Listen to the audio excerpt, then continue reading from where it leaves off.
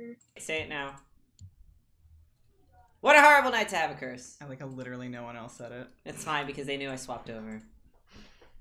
They don't want to perform. No one wants to perform for me. And Dog is barking. What do you want from me? no. I'm sitting like this. Why switch over? Are you a Visco girl? Because it looks like you have the hydro thing. I do. I do.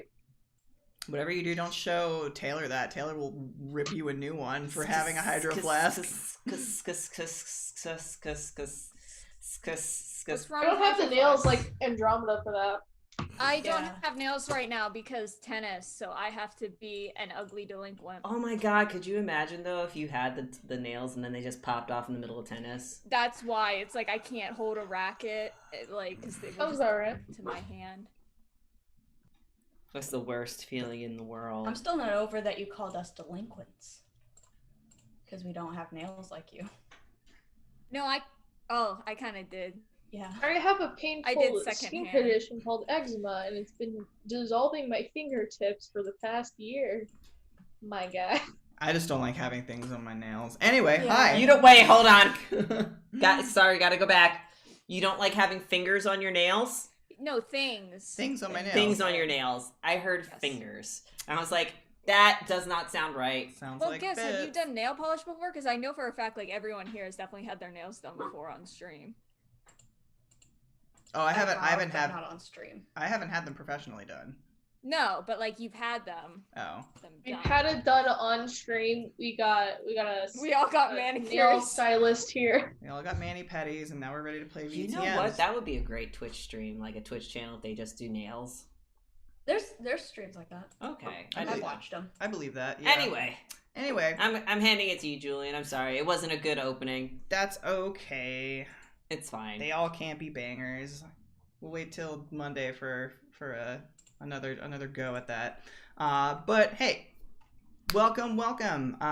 We are going to be playing Vampire at the Disco. At the disco! Which is our VTM 5th edition game, where our fledglings and new possible member, I can't say you're a fledgling yet because you're just your baby, A baby. your actual baby, where our fledglings and co are dealing with the aftermath of our resident Malkavian coming back after 5 years of being absent.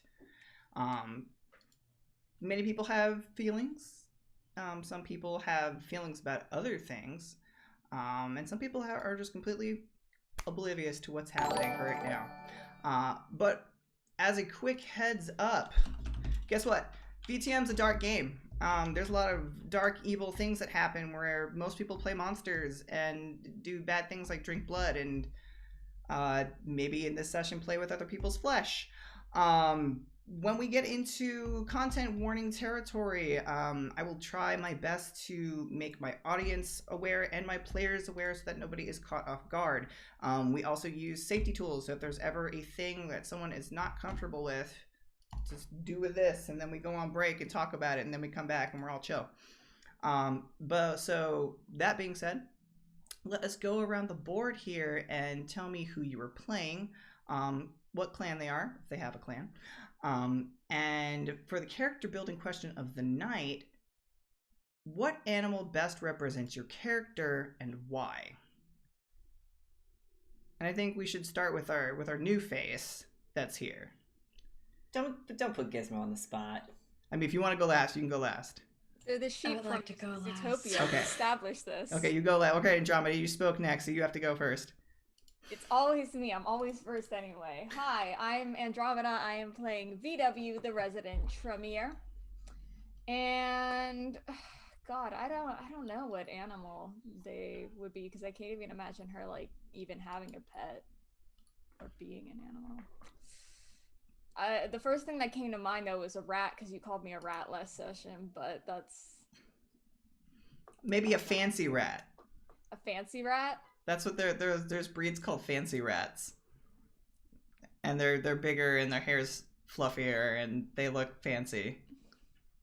I mean, the fluffy hair part, Oh, I'm one of those Shih Tzus or some shit. The tiny dogs that are loud and really fluffy. A Pomeranian? I don't know that like Shih Tzu or something. I don't know. They're tiny and they're fluffy, and they're loud. That's Okay. Yeah. I can see VW being a Pomeranian, considering how sometimes she likes to sit in other people's laps. Moving on. Jesse, I like your background. That's why I picked you next. Hello, my name is Jesse. I'm playing Fitz. Fitz is the resident Malkavian who went outside. Actually had a first day out recently, and definitely didn't do anything wrong.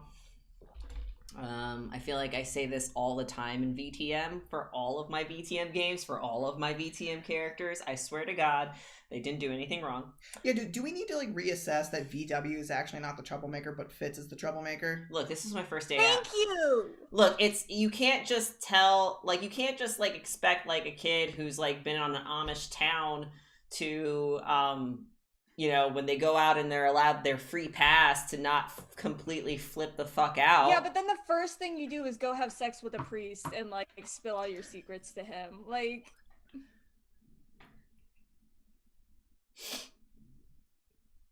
What animals Fitz? I want to go a with jackal or a snake. inside there are two wolves. One's actually a jackal and the other's just a One's snake. actually a jackal and one's a snake, and they're still both gay. I'm gonna go with a very, very fluffy, prissy white cat. You know, those like big fluffy princess cats. You know, the one. Right, but I just imagined Wilfred, who's also a big fluffy cat with the teeth. It's like, He's British. The fuck is that? The fuck is that? Is that a cat? Is that a cat?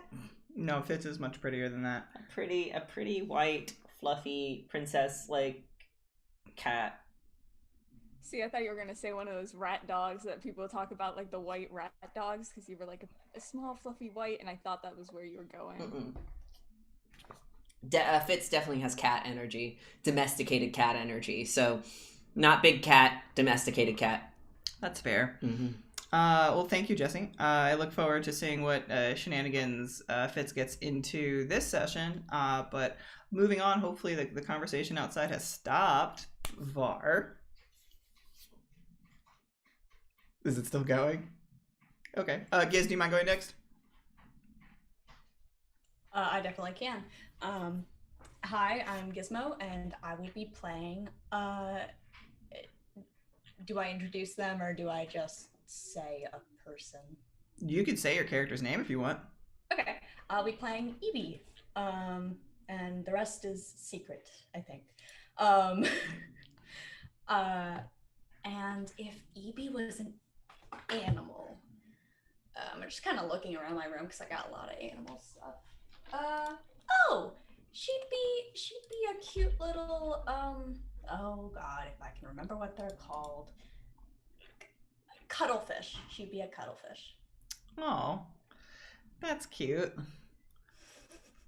I'm trying to remember what a cuttlefish looks like. They're Cuttlefish. No, I need to look it up. Oh, okay. I see. Okay, that's different one than what I had in my head. Oh, if you look up baby cuttlefish, they're even cuter. Oh, And that's baby, kind of what. baby cuttlefish. Oh, okay. Yeah. They have tiny frills. Tiny frills and then big ol' eyes. She is cute. And Big this ol' bulbous eyes. bit in the back. Lots of. That's where all her secrets are. That's where all her secrets are. It's in her hair. It's fine. It's all That's in why her it's hair. so big. It's so big. How very semi-see of you. Anyway, last but not least, Var. It's okay. Oh no. It's okay if they're still talking. Or are they screaming? Yes, no? Okay. I'm gonna say this before this again. Hi, I'm Bar. I'm playing Vanessa, and if she were to be an animal, I don't fucking know. Don't tell me to kin my own character. like assign them a fucking furry. But I guess a ram. A ram. No. They're all character building questions. It makes you think outside Is the it? box. It's from this big list that Oh. Ginny made. So I just pulled them all from. So I guess I could see a ram going for that. Definitely beats heads with people and Certain then people, yeah. stops them from thinking that the disco is theirs. So, but thank you, Var. Hopefully the family chills out so you can talk. But moving on, let us start with our narrator. So, Oh, here he is. he's back. And the cat's being bad. But what if he didn't? No, I wrote too much to have you guys do the recap. We see smoke drifting lazily through the pockets of heavy floodlights and bleeding into the darkness beyond. The place looks just as messy as usual, with more thrown bits and baubles and pieces of technology in the mix. Though, instead of heavy clicks of a recording device rolling over to record, we hear the swift sound of fingers dancing over a mechanical keyboard. Ha! This shit's a breeze. We hear the narrator proclaim in his patch of darkness.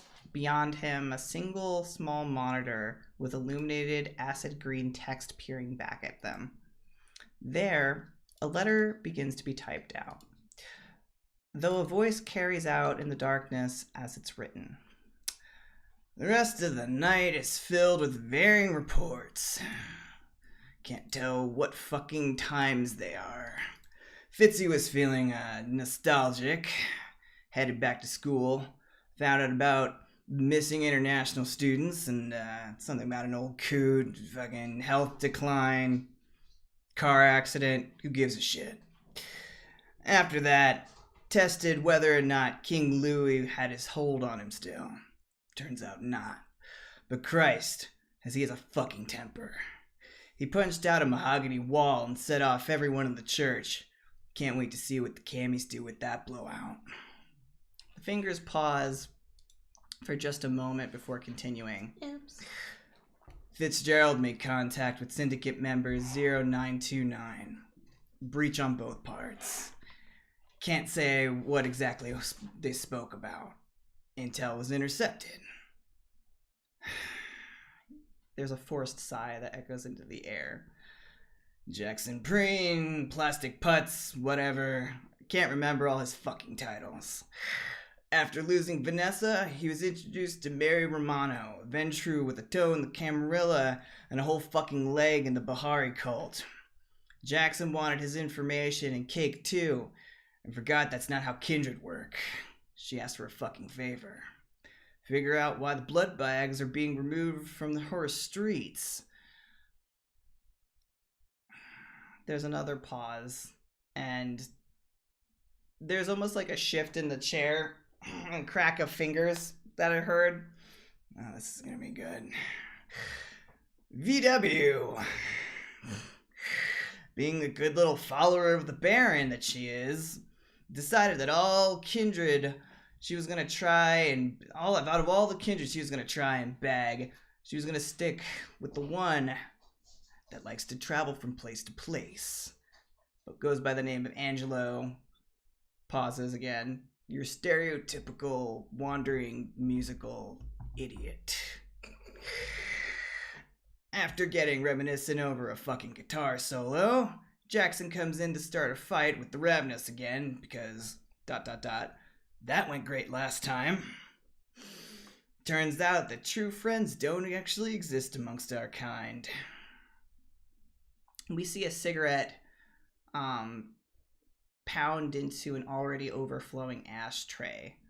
We can see from the remnants left behind that it was only half burnt out. And then there was the Queen. And now we're gonna start into our first scene.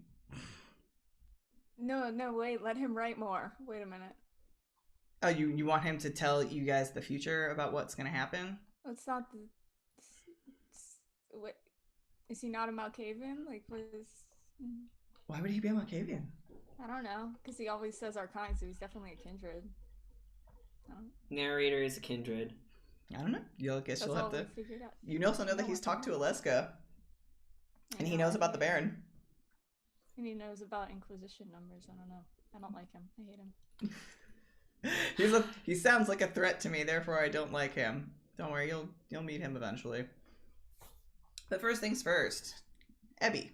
I keep wanting to say Ebby, and I think Andromeda's right. I want to say Jebby, so I'm conditioned. So I just need to get unconditioned from that. Blank stare. Yeah, but we hear the sound of a piano. Each stroke of the keys resounding to fit the sound touching of pointed shoes upon a polished wooden surface. There is a line of individuals all acting in accordance to the roles that they have been given, all before a floor-to-wall length mirror, each dancing in accordance to the guiding voice speaking over the piano's tones. In the center of this line is one young woman. Giz, would you like to describe what Evie looks like in her current dancing attire? So, Evie is very, what's a good word? She likes to present herself as much as possible, especially in this setting where she feels the most at home. She tries to kind of stand out, but not too much that she gets in trouble. So there's a nice little leotard, I think is what it's called. Mm-hmm. That's bright pink with some soft pink ballet shoes and no earrings currently, but if she was allowed to, she would have bright pink little pearls on her ears. And she has a single bracelet around one of her wrists that's also pink. Her entire facade is just pink, pretty little Barbie girl. Mm-hmm. She's got very bleach blonde kind of hair, I guess you could call that, with hooded pale blue eyes that always make her look either sad or Sleepy. Yeah. As someone who has hooded eyes, I understand that. Awesome. The music crescendos, and the moment has come. The final flourish within the dance. The final flourish that Evie is meant to perform. Mm-hmm. I would love for you I knew it. to roll for me The first dice of the first day. dice roll. I would love for you to roll for me a performance plus composure with your specialty. Now, what you can do, go ahead and click the little dice that's next to performance. Oh, okay. And then it's going to ask what to pair it with. So go ahead and pair it with your composure. And then there's a modifier. So any specialty gives you a +1. Okay, so my dancing is a +1. Got it. And then I already put your hunger at 0, so you don't have to worry about that. Got it. Do I put +1 or just 1? Just 1. Okay. Oh, wow. Wow, you rolled better than the test roll I gave you. All right. Giz. She wants to impress. Giz, you rolled 6 successes. Let me just say this. Typically, 2 successes is average. So you over exceeded that need. If you want like a comparison to what 6 successes means, it means running across a tightrope while under fire, calming a hostile and violent mob. So you're doing very exceptionally here. Explain to me how you do this, and do you like lose yourself in the music and in the moment? Because I know you said that you originally didn't want to show off, but She doesn't like to show off because usually you're supposed to be in a line, but since this is her solo moment, she's going to show off as much as possible and keep her eyes locked on Piano Man. Piano Man. Sing us a song, And kind of just try her best while she's pirouetting and doing, you know, all the steps, the routine to her utmost, and just trying to be as impressive as possible. Okay. You do everything flawlessly. And you know, as you kind of reach like that final moment where you kind of you have that final pose as the music closes out, you hear in your ears kind of burn, and it's only because the ballerinas and the danseurs, I hope that's how you pronounce it. I'm sorry, danseurs? Danseurs, yeah. That's I found that's what male ballerinas are called. And they're in awe of you. And they're all like saying like, oh, well, you know, she's definitely going to get the lead part for the winner performance. And, you know, and you also hear like, oh, well, she deserves it. You know, she's been working really hard. And you just hear this cacophony of support. And the only thing that kind of brings everyone back is a few that echoes throughout the dance hall. And you'll look over and see the ballet master, who is Professor Starr, with 2 R's. And he has a small but slightly tired smile on his face. And he'll say, good work, everyone. If you keep up this kind of energy like this, we'll definitely be prepared for our winter performance. You guys can head on and get dressed. And at that point, you all find yourselves dismissed. Don't sound so excited, Jesus. I will say that without having to have you roll, you know that Professor Starr is, him showing any modicum of smiling whatsoever is good. But he's not overly flamboyant outside of when he is either instructing or actually dancing. Right. So otherwise he keeps himself very like well in check. Yeah. But yeah, you guys are all dismissed, and Evie, you're able to change into your regular attire, which is good that this whole practice didn't go over time, because you're supposed to actually meet a classmate and a good friend for a girls' night out. It's strange for a weekday, but at least according to you, you know that the drinks are cheaper on the weekdays. Yep. But as you prepare to head on out, roll me a wits and awareness on the way out. Oh, wits and awareness. Wits and wages. Wits and ways. We gotta pick up the slack because Michael's not here. Yeah. Yeah, we don't have the witty commentary in the background now. What the fuck, Gizmo?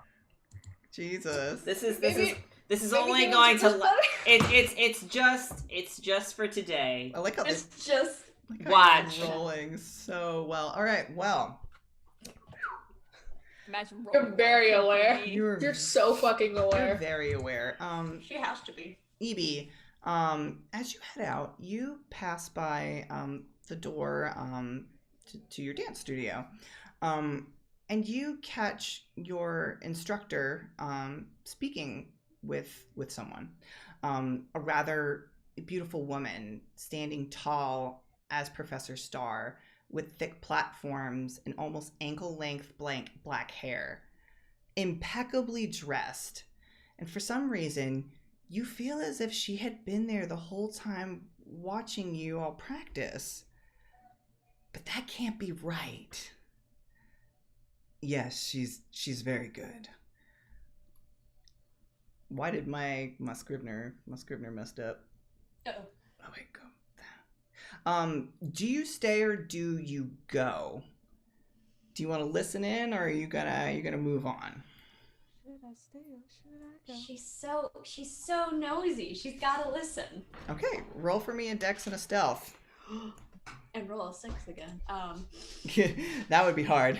Yeah. Stealth. I did give myself stealth. You did so- give yourself stealth. You said what in stealth? Stealth and Oh, dex. there. You know, it's even more incredible that they got a 6 last time because all they have is 6 dice. Mm-hmm. Yeah, I know, right? yeah. Okay, that's still a critical though. Really? Yeah. Oh yeah, because I only have 3 dice. If you get two 10s, then that's actually considered 4 successes. Oh. So Okay. yeah. So you do very well. How do you kind of tuck yourself away to listen in? She is so small. She is 5 foot, very skinny, very pale. Mm-hmm. And so she kind of just. So I used to do this, so I know what this is like. When there's a doorway, like the archway, there's like that little corner part. Mm-hmm. Yeah, she when you kind when you open the door. Yeah. Yeah. So she squeezes herself in there to still be able to see through, but to make sure that she is out of sight. Okay, that makes sense too, because also like how the door is opening, you're like in this part, so they couldn't really see you very well. That's totally fair. You go and you tuck yourself away, and Jebby's giving me snacks. Sneaks. And you will hear, Evie, a rather calm and elegant voice drift through the space of the room. Yes, she is. Thank you for allowing me a viewing of the practice. Yes, Jesse? Did you just realize who it is? Debbie, how could you not? We already Who else knew. looks? There. Who else looks as I see fabulous what as you she? did there. I see what happens. I understand. I see Jesse, it. of course. Who looks as amazing as her? No one can compare. No one can compare to the queen. Oh shit! Is that? That's I know.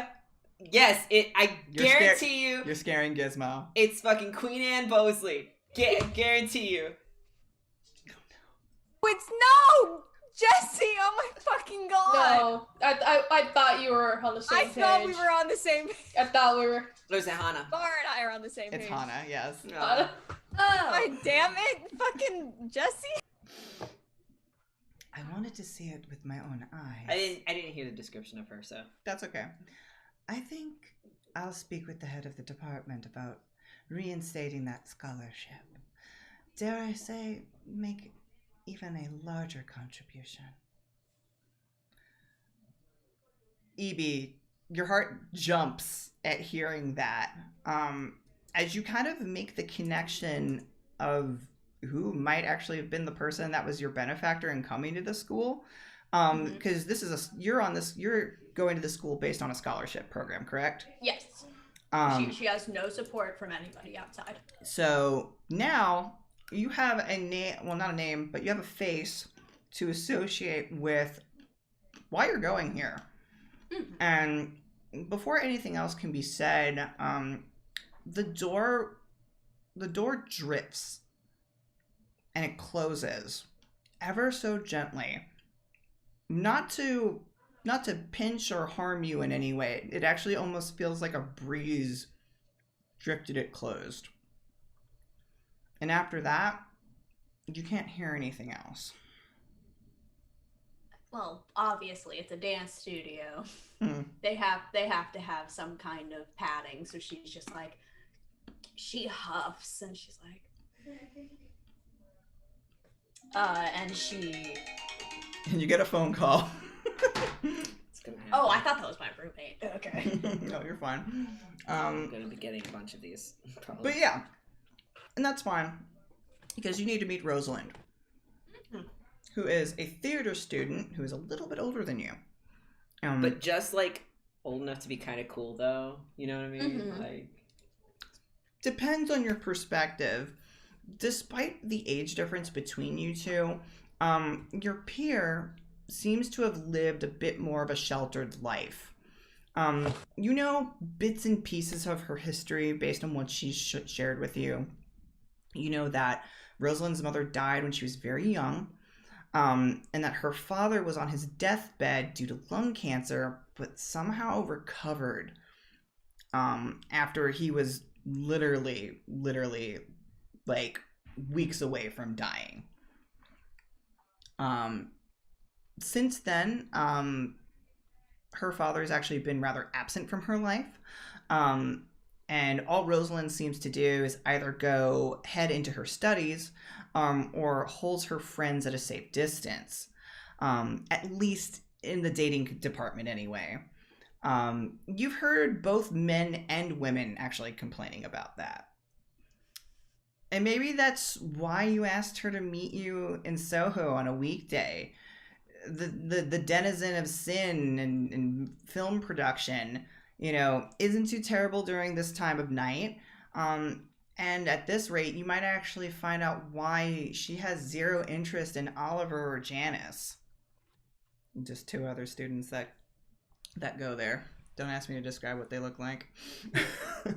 And besides, if you can somehow network with some of the people that work in this district, you actually might be able to bypass school altogether with a good enough gig that's going to get you your own career in dance and performance. And eventually, you know, you take the tube over and you make your way into the plethora, very tightly packed streets of bars and all sorts of varying curio shops. There are strip clubs and whatnot in the area. For those of you who do not know, for the audience, in the 1970s, Soho was as much a film district as it was a red light district. So, you see Rosalind out by the Windmill Theater. She's dressed rather appropriately for the weather, with a long, high-waisted flared dress pants, a ruffled blouse, and the only thing that seems to stick out to you is that she's wearing this white leather coat. And it's the only thing that really seems odd, because it's older than everything else that she's wearing. It's a little like frayed in some parts. It's almost as if there were like some like patches on it that have since been like long since removed, maybe sequins at some point. And it's definitely something that she insists on wearing whenever the weather calls for it, regardless of how much of a visual faux pas it might be. But she sees you, and she waves a hand in your direction and goes, "Oh, Abby!" She will. Should have said it right. I'm sorry. No, it's fine. Evie! There, better. Evie. She'll wave back and kind of skitter on over. Be like, you said it's not typical of her normal fashion, or it is? It's typical of her normal fashion except for the coat, but like you've seen her wear this coat before. It's just a weird coat. It's a weird old white leather coat. Right.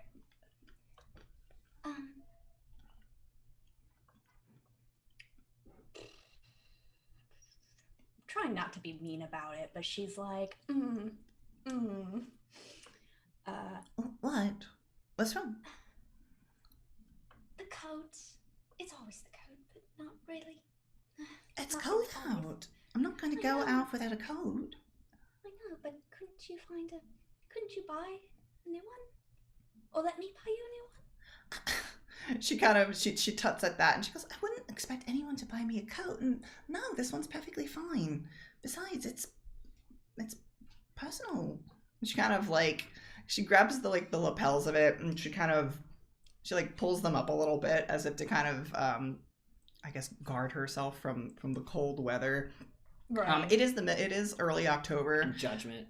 So it is getting a little chilly. But just for shiggles, roll me an intelligence and investigation. And she does this.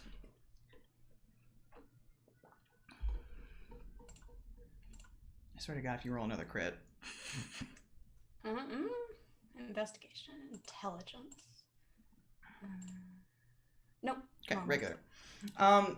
What you see is that you see a as she lifts up the lapel and kind of pulls the collar up, you see a J with old sequins on it.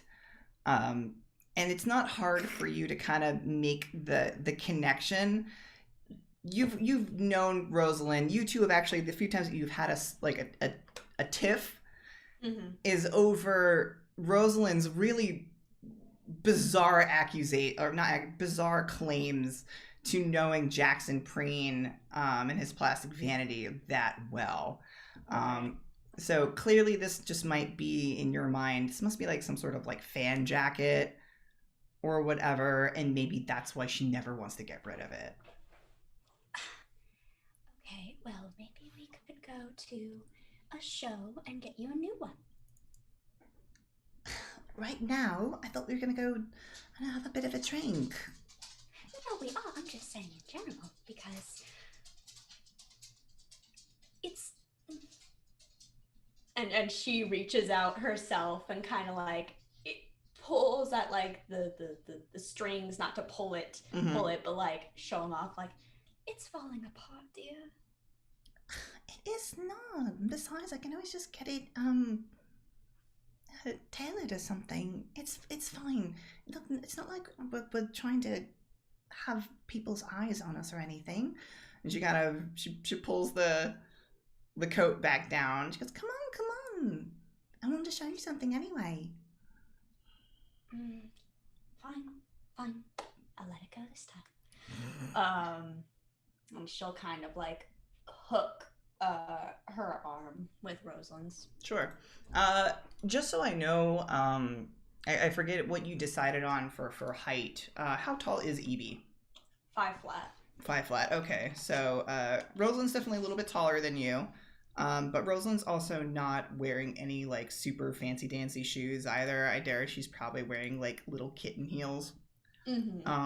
So she's not like towering over you or anything like that. And she'll take you just across the street actually. And you can see in all of its glory, bright kind of dazzling animated lights. And you're familiar with the Windmill Theater. They put on all sorts of shows that are typically seen off of Broadway. And in fact, the whole facade of the place is done in that very like New York, 1920s, 1950s decorum.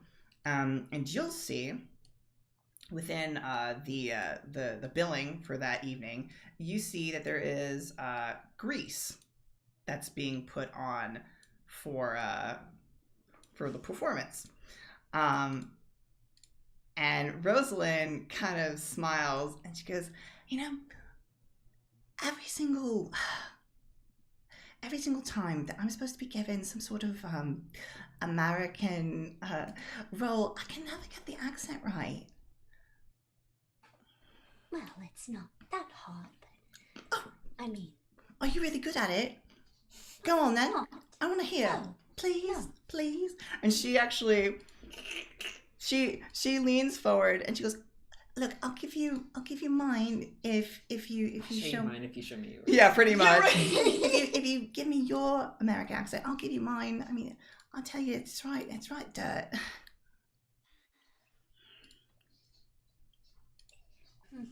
I've only ever heard the well, I know that they kind of... I'm trying to do a British accent when I'm supposed to be doing an American accent. I know, this is like character. super meta.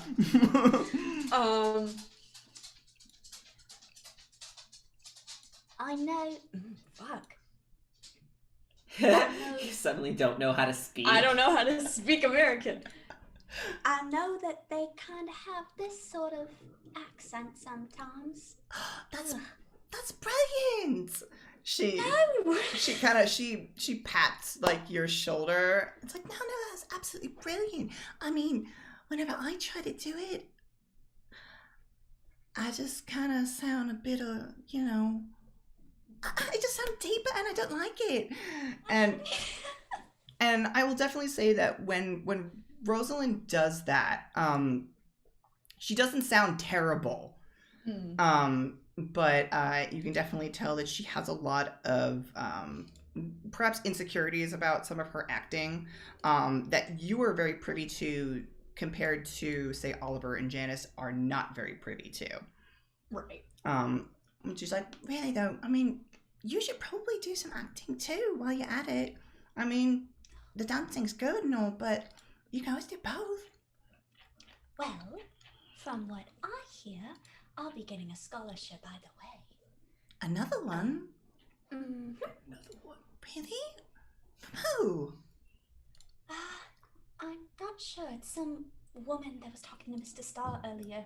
I couldn't hear the entire conversation, but I think she's the one that's been helping me so far. That's brilliant. I mean, it's always great to have someone that's, always batting for you, especially in the money department.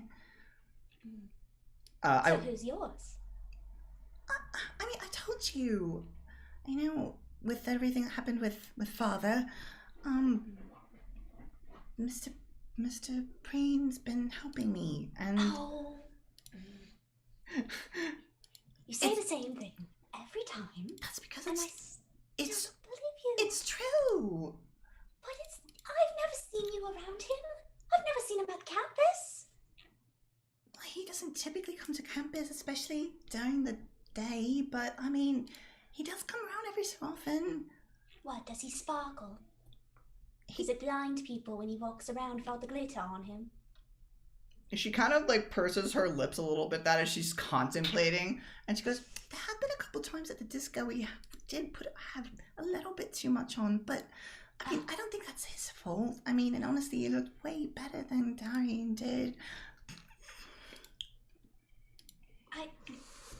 Okay. Look, I'll prove it to you. Next time, we'll go to the disco. Next time we go out, I'll take you to the disco, and I'll introduce you. You'll introduce me. Mm-hmm. To Jackson Preen, the band. To Jackson Preen. She'll sigh and she'll tilt her head this way and that. All right. Grand. Well, I guess for now, I mean, I don't really know what pub to go into. And there's a lot to choose from. And Evie, what I would love for you to do is I would love for you to roll for me a streetwise plus charisma with your specialty in all the best clubs. Got it. To see That if is you your can specialty. Yeah. to see if you can find a proper place of interest to go to. Okay. So it's a 4? 4. Okay. EB, you're a very social person, right? Mm-hmm. Very kind of like social butterfly. As it's super easy to kind of start conversation up with people. Oh, absolutely. Okay. Yeah, you kind of you jump from group to group, and you find that there are a couple locations that are a little that you would consider too dicey, probably for someone like Rosalind. And which is interesting considering that she supposedly frequents this disco so often Camden, which is a shithole. Mm-hmm. It's you're probably thinking for her own best interest than anything. But that's our shithole. I know, I'm sorry. But eventually you find yourself passing by a large group of individuals who seem to be kind of listening to a woman. And kind of you look over there, and this woman is kind of giving some advice to people of what are the best places to go get a drink, get a lap dance, so on and so forth in the area. Especially for the right amount of quid, for the right amount of fun. And it seems to really kind of get everyone's attention, including yours, as you look at this woman. And you see that she has her hair is kind of done up in a long faux hawk, where the colors bleed into a rather vibrant pink. A color that is usually only really reserved for like the punk sorts. But it looks kind of nice. Maybe she shouldn't have the sides of her head shaved, but I mean, it looks kind of nice and cool. Covered in tattoos. And as you kind of listen, you're not sure if your voice is heard as you're asking for some input there. But you find yourself staring into her eyes. And her eyes are kind of this like off-colored amber. It almost looks like the more that you look at it, it almost looks like a serpent or like a lizard or a dragon or something like that as you're kind of looking at these eyes. And you find yourself trapped in this gaze. Something about them are just haunting and alluring, and you sooner feel your feet moving with this group of people as you head down an alleyway with the rest of the group. You don't remember much after that, outside of slipping and falling into darkness. And that's where we're going to cut to the next scene. Oh no! There's a snake and a jackal inside of you. Snake is currently winning. No, the snake has nothing. Yes. The snake has nothing to do with You this. said snake-like eyes. Don't say it has nothing to do with it. Yeah. Oh no! Mr. Bill. Normally I would have you roll to resist such things, but this is all to just set up the character with everybody else. But for now, we have another scene to do Here that we night. go again. Vanessa. Ooh. Bye, Nessa. Vanessa, can you talk? Yeah, I can talk. Okay, great. Vanessa, you, when you got done with your little flourish with Jackson and got done scaring the pants off these guys, one of the Hunt Club members, that goes by the name of Aqua, had pulled you off to the side by her saying, Jem's not really doing that well. And you soon found yourself abandoning Jackson and his nonsense in the alleyway. He could handle whatever needed to be done, right? I mean, he's a big boy, right? Yeah. Yeah, it's He'll be fine. fine. It's He'll fine. be fine. The kindred with the kinky bleached blonde hair and vibrant blue-green eyes looks rather serious as you two kind of travel out back through the back streets before you're out on the main road again in the middle of Chinatown. There, the seriousness melts away, and she flashes a rather bright, toothy smile in your direction. And you know Aqua vaguely. You know that she is a gangrel and a lower member of the Hunt Club. The thing that kind of strikes you a little bit weird is that normally she likes animal and nature way more than she does people. But you also know that she's one of Jem's closer friends. But the question is why is she here? And why did she drag you away from a coterie mission? All right. Now that that's done, she says in a rather cheery voice, we got a problem in Dumfries with Faye fucking shit up. I need you to help me get as much iron as possible. Iron? Yeah. Hasn't Jem told you anything? Iron fucks up Faye. We need to get a whole bunch. Oh, with Jem, they just go on tangents and then I know. things. I know. They just sort of yammer on about shit.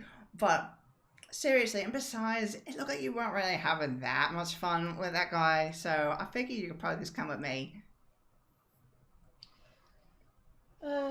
Okay, Where do we look? Wow, that is actually, there's an iron mill down a ways, and she starts yammering on about this place that is about an hour tube ride away. That's down in the southern west quarter, and she just starts walking and is expecting you to just kind of follow along, and she kind of like stops at shop after shop, and she goes, "Oh, look at that dress. That's nice. That looks like it'd probably be in your size, yeah." We're not shopping, you know. I mean, we're window shopping, yeah. Besides, We can do that later if Jem's in trouble. Oh, you think they're in trouble? No, love, they're not. You said It was a necessary ruse. she grins again, very, very toothily towards you, and I will say her fangs are ginormous in comparison to yours. Yeah, it's a mod because Yeah. And you're almost sure She's that an she alligator. has incisors on the bottom too, but you're not sure. Definitely don't enough want to tear out a throat. Yeah. Real easy. don't want to get bit by her. But yeah, if you don't really get a good sense of why she's doing what she's doing, roll for me a wits and an insight. I was gonna ask. Can I please roll to sense the bullshit? The scheming. Mm-hmm. No kiss for face. No. No. Oh, why is he yelling? Hold on. Silence in the yelling. Or at least Var can roll first. Thing is, I don't have insight. Let me kiss you. No. The cat says no, Jebby. He doesn't want kisses. Alright. Vanessa, it's not a hard roll. You definitely get the idea that Aqua does want to find the iron to deal with the Fae problem, but there definitely is another reason. And despite the fact that you haven't really spent much time with Aqua, you know that she's usually always mentioned by Jem whenever you guys are hanging out or whatever. Perhaps maybe she's trying to suss you out? You're not sure, but... Are you right for my friend? I was gonna say that, yeah. But there definitely is something else that's kind of been nagging you about Jem as a whole lately. A bit of a time ago, you know, Jem told you about the possibility of there being a blood hunt, right? Mm-hmm. And that they would fill you in with the details. And Jem's not typically the type of person to take things particularly very seriously, or let alone be very secretive about things when it comes to the Hunt Club. In fact, I dare say Jem has probably been more forthcoming to you than Jem probably should be, considering the secretive nature of the club. In fact, you're sure in the 5 years that you've known them, that they'll normally do anything to get you involved with their lot. Just for shiggles, roll for me one more what's an insight. See if you think of any other information. Remember, you always have you have willpower. Do you want to spend a point of willpower to re-roll the dice? Sure, and then I hurt myself later and get it back. Exactly, to stab yourself in the alleyway when no one's looking. When no one's looking. So just roll 1d10. You can only roll one of those dice anyway, so that's a success. That's a success. Okay. And I will say, you feel almost as if every time Jem has asked you, or has asked if you wanted to participate in something, is that you feel like Jem has treated you like a coterie member. Which, as far as you know, caitives don't have coteries due to the stigma against them. Now, I have a follow-up question for 5 years back lore. Have you ever tried to ask Jem to join the Anarchs? Once she might have mentioned it. Probably like, hey, if you don't have a coterie, join ours. It'd be slightly more bearable. Please. And then Jem looks at your coterie and is like, no. I will definitely say that Jem has never particularly taken your offer to join the coterie, or the sect as the Anarchs, and that they say that getting too close to any one group makes being a member of the Hunt Club a little bit more difficult. That seems to be kind of like their only reason why, outside of saying that Jackson probably would only tolerate them for about a week before his anti-cative / thin blood feelings come to fruition, because vampire racism. I know you don't like it, Andromeda. I don't like it. I don't care for it. I'm sorry. I'm gonna beat Jackson's ass if he partakes in it. But you kind of come to the conclusion, Vanessa, that maybe if you play nice with Aqua, or considering that she went out of her way to kind of get you alone, you might be able to find out more information about this supposed blood hunt that's supposed to happen. So that's kind of what you gather as Aqua again is looking at. She's in front of this stall, like the stall sitting in front of a shop that has so many bits and baubles on it, and different like little like keychain motifs and stuff like that. Very touristy, and she just seems to be loving it. And she goes, never got my name here. Come on, let's see if your name's here. Okay. She'll squint and do like a half-hearted look. It's easy. Really it's easy to find caring. Vanessa. Like, you'll find Vanessa, you find Vicky, you find Valerie. Like, there's so many names. But yes, your name is there. Oh, look at that! It's very awkward. And then she kind of like is like, you gonna get it? Sure. And she'll grab it.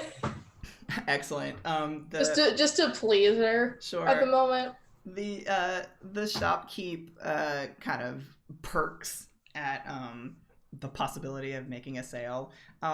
It's dirt cheap. It's like $1, or like, well, not $1, but obviously it's like £1. So you can easily get that, and then for my keys that I don't have. exactly, like the moment you have this and you realize, what the fuck am I gonna put on this? You literally hear Aqua go, so you got a car or something to put that thing to? No, I think my sire stole that. Or we ditched it a while ago. You're lucky to still be talking to your sire. You know what ours do? They fucking leave us out to dry, and then if we survive the night, maybe they come back and get us. Mine didn't do that. I've only talking to her about 3 times. You probably have spoken to her a couple times over the 5 years, but you know that Reason is very busy. She's a business lady without doing business. She's doing the anarchy business. That's the only business we're dealing with. Yeah, we don't do regular business. Otherwise, Joshua would be closer friends with you guys. But are you sure that we have this time to spend? I mean, yeah, we'll eventually get over to Wandsworth, but I mean, oh my god, look at those shoes. And she goes over to drag you to another place. And dare I say, at this point, you can ask her whatever you want. So, how long have you been a part of the hunt? Good question. Yeah, I tend to forget these kind of things. Probably like 10. Time is a construct. Yeah, 10, maybe 15 years. Nah, it's definitely 20. And she like play punches you. It kind of hurts. Kind of hurts, yeah. She's Heavy fisted, just pop. She's very she's thin, but I mean she's very muscular. Like when she was embraced in the prime of her fucking life. Like she could have probably been like one of those like pseudo bodybuilder types. Mm-hmm. She just pops you, and it's like, ow. Yeah. Why ask? Have you ever, like, diabolized? Oh. Or have you not reached that point? I mean, I did once. It wasn't so bad. I mean, Did it? yeah, he kind of deserved it. Bit of a prick. Thought he could just go off and just sell a bunch of children, whatever he feels like, right? Well, So, I mean, in my books, he deserved it. yeah, of course he did. I ain't getting much out of it, though. I mean, I felt like I got some sort of inner ability to be a bigger asshole, but I mean, I don't really use that sort of thing. Oh, well, as long as he's out of the world. I mean, he's in me, but fuck it, it's not like I let him out. Exactly. And so, does that mean you got interested in that kind of thing? A little. That's why I'm interested in helping Jen with their upcoming blood hunt. Oh, yeah. I mean, that's supposed to be happening soon, doesn't it?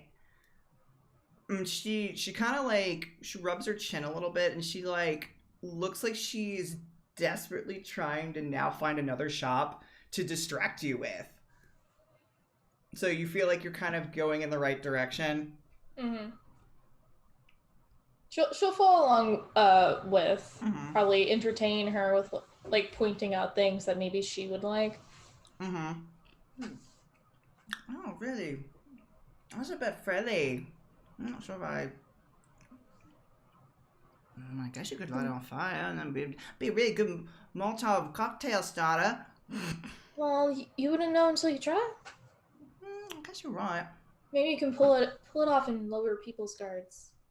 You know, you got a good head. I like that. I'm pretty sure they like that too.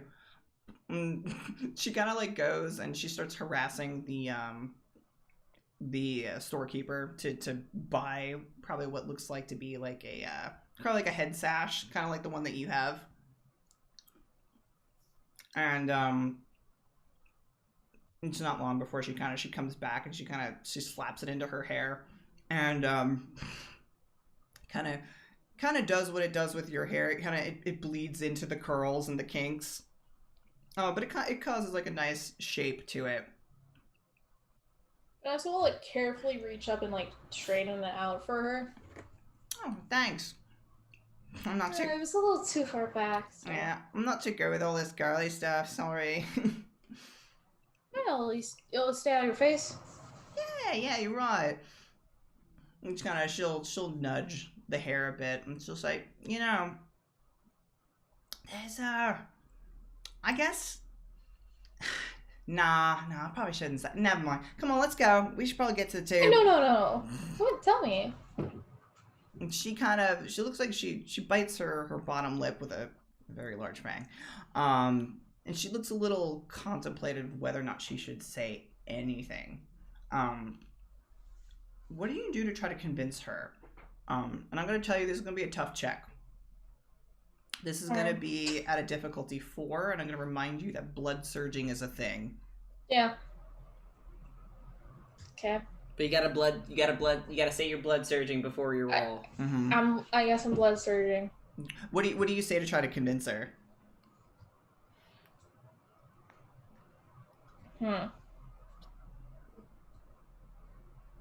She basically says, you can trust me. I mean, I've been here for a little while, but if Jem, like, keeps mentioning you a lot, so I think they would want me to know about your group. And any, well, important things. Okay. Sounds good. I'm just gonna let you roll your best attribute with persuasion, and then do the blood surge before that. So, rouse the blood. Hungry. You're a little hungrier. That's okay. It's fine. It still works. And then I believe with your blood potency, I believe you're at blood potency. What? You're at blood. Not that. You're at blood potency 1, right? It doesn't matter. It doesn't matter. It's still 2. You get 2 extra. Yeah, you get +2 to your check. So If it's 1 or 2, you still get 2. Mm-hmm. Okay. Where did the pop-up go? There it go. I know. I hate how it always pops underneath the character sheet. Well, that's only if you pop out the window. Yeah. Oh, yeah. Do it. Woo! Excellent. Do it. You do it in spades. And you'll see like Aqua looking like a little reluctant, but then like a little bit of her like lackadaisical, expression bleeds away to looking a little bit serious. And she goes, I am a touch worried, and you promise not to say anything, yeah? Cross my heart. Hope to die. I'm already dead. Again. Yeah, again. Alright. If not, I will stick a needle in your eye, and you're not gonna like it. No, I don't think I would. You definitely feel that it would definitely hurt a lot if she did that to you. And she takes you towards the tube, and to kind of, without me saying this in this awful accent that I've created off the cuff, is that you'll find out that that Aqua has been kind of always looking out for Jem, that they've been in the Hunt Club longer than they have, and that Jem is the type of caitiff not where they are considered a thin blood, or that they decided to denounce the clan that they were a part of. You find out that Jem is the way that they are is because they were never allowed to know who and what embraced them. And that you find out bits and pieces that Jem was raised in like a cult-like situation in like the outskirts society in Australia. And she kind of eventually she pulls out like a little pad of paper, and she starts scribbling in it with like this kind of tiniest little nub of a pencil that she has. Like, you're sitting here looking at this pencil being like, why is this pencil a thing?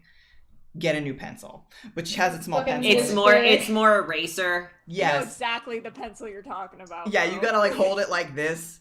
But regardless, I don't like that. and she starts drawing the vague outline of a person with like a large hole cut out of the center. And she'll say, they were brought from, Australia, once they were, of age, and they brought them to Japan or some shit. They had no understanding of the land, of the culture, they had to get a handle on surviving.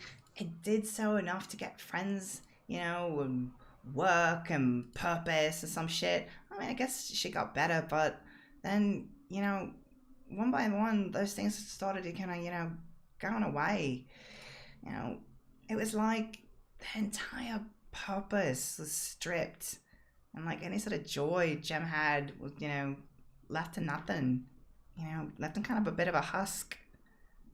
And she kind of like pauses a bit, and her nose kind of crinkles. She goes, I don't know all the details about the embrace, love.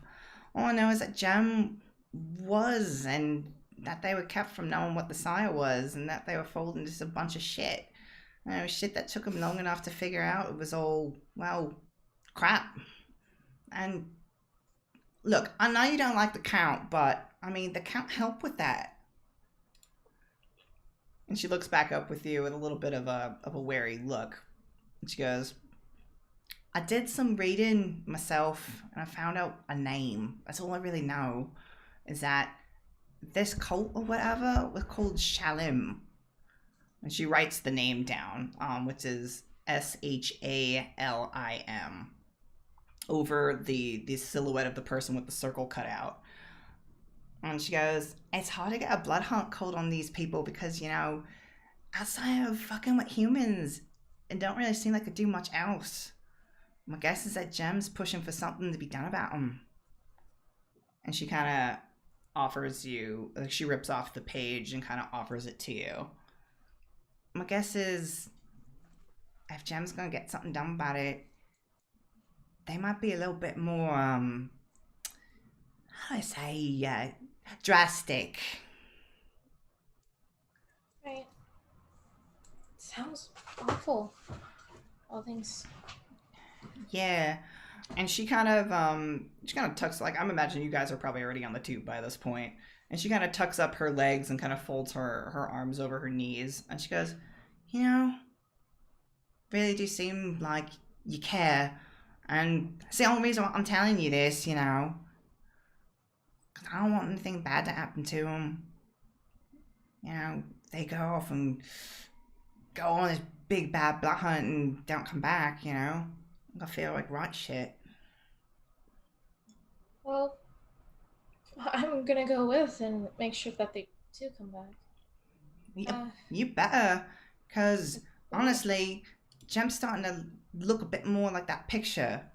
And she nods her head towards the person with the hole cut out of them, of the center of them. Just looks like they just kind of, you know, go and cover it all up. But if you're going, then that's great. I'll also do some more looking into who these people are. Yeah, I mean... See what we're up against. I mean, cults are nasty. I mean, have you heard about the one in California? About some guy named Manson? There we go. There it is. Damn you. And, I mean, Vanessa will blink at that. right. Because, of course, everyone knows. I don't know if the Shannon Tate murders happened by this point. I can look it up. I think they have, honestly. I'm pretty sure they did. So. I think they did too, because I think by this point Ted Bundy is also incarcerated by this point. But, that's a different serial murder we'll worry about later. But, Vanessa, you'll spend the rest of your night having a little bit more levity with Aqua. And, you guys will go... Dude, it's been happened. It's been happened. That's what I figured. 69. Yeah. 69. He's like up for parole this year. Not like this 1978. He's like up for parole or some shit. Oh, he's dead. No, yeah, I mean like in 1978. Oh, in 1978. In Okay. 1978, Manson is up for parole, Up for parole. and I bet that's the time when he shows up with the fucking... And then everybody's like, okay, you need to go back in, Oh, sir. we're gonna put you back. Well, no, his petition gets rejected, so he's Oh, so up he- for it, but he's not gonna get out. No, Sir, you need to... that man never gets out. You need to... But you spend the rest of the night with having a bit more levity, and you abscond with an inordinate amount of iron to pick apart fey creatures at a future date. A future date. A future date. That'll be fun. All right, moving on to the night. VW. That's my name. Where we left Charles off- Manson is not my dad. What's up? Are you sure about that? I'm not sure about that. It keeps me awake at night. What's up? Where we left off with you is that you were listening in on Jackson and Darien, correct? I do that. I'm nosy like that. And you were using your heightened senses I was. in the waning hours of darkness. The bits and pieces that you catch of the conversation is that Darien wants to leave the band. There's a bit of an upset at first with Jackson, but you find that Darien explains that being a father is more important than rotting away in the disco. Oh, he did it. He did it. Oh, shit. Okay. And yeah, he went there. He goes there, and oddly enough, like, I'm assuming you as VW would think, like, Jackson wouldn't care about that. But you feel like Jackson has almost like a very abrupt about face. Something about father being with child. Very important to Jackson. And you get a sense that there is some sort of camaraderie about feeling trapped, and that Jackson and Darien come to an agreement that Darien would frontline that weekend and that he can play whatever the hell he wanted, regardless of what is supposed to be played at the disco. Fuck Hana. It's only when the sound of an amplifier being plugged in occurs do you find yourself dazed from the ear-splitting sound that shoots through your head. Yeah. The heavy guitar playing doesn't help either, and you sooner recoil back to your room for the night, unable to really reconcile with Mr. Preen.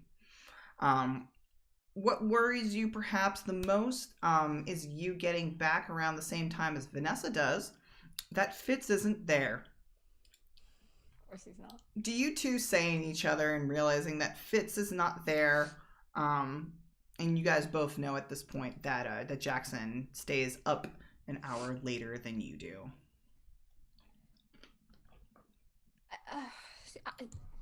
You left before Fitz.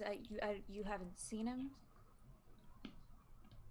No, I was out with Jackson for a while, and then got pulled away by the hunt. Weren't you supposed to be by his side today? No, I told him I was gonna meet up with him later if I had the time, but then the meeting ran long, and then Jackson came back, and stuff happened. Could we maybe ask Jackson to... I don't think Could Jackson you maybe would ask care. Jackson to... Look, I'm sure he's fine.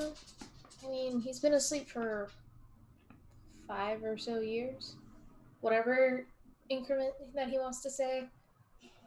I'm sure he had people he wanted to see. Yeah, I know, but what if something like happened? Like I know Louis isn't like in the country, but like maybe I don't know.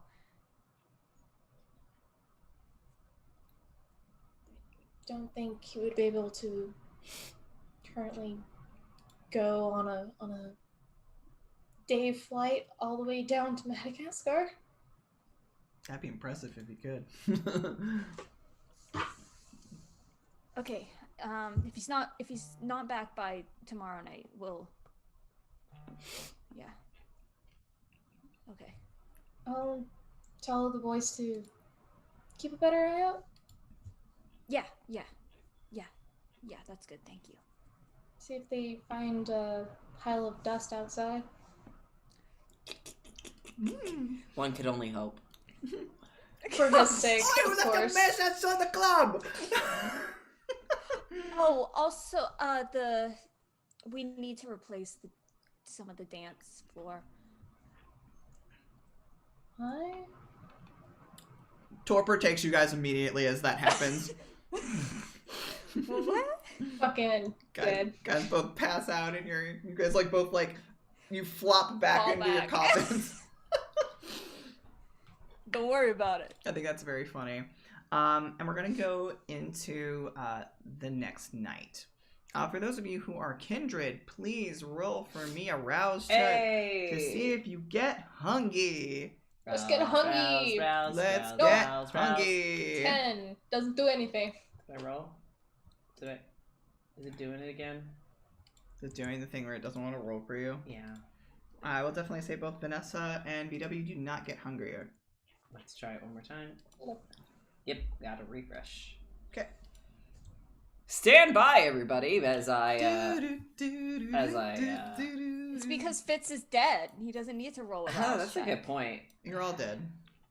He's dead. We're all dead. He inside. faced the final death. We're all dead on the inside.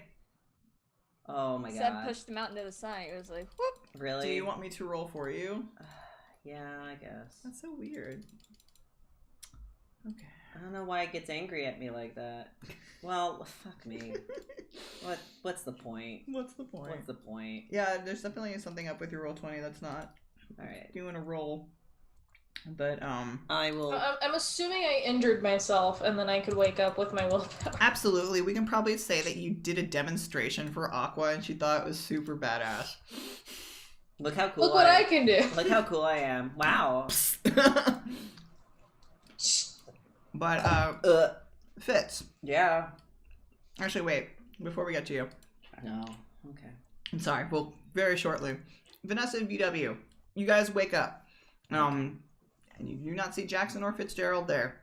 In fact, you only see the scribbles on the chalkboard in the green room when you enter it, with all of the sticks of chalk having been since crushed and is now scattered powder around the room.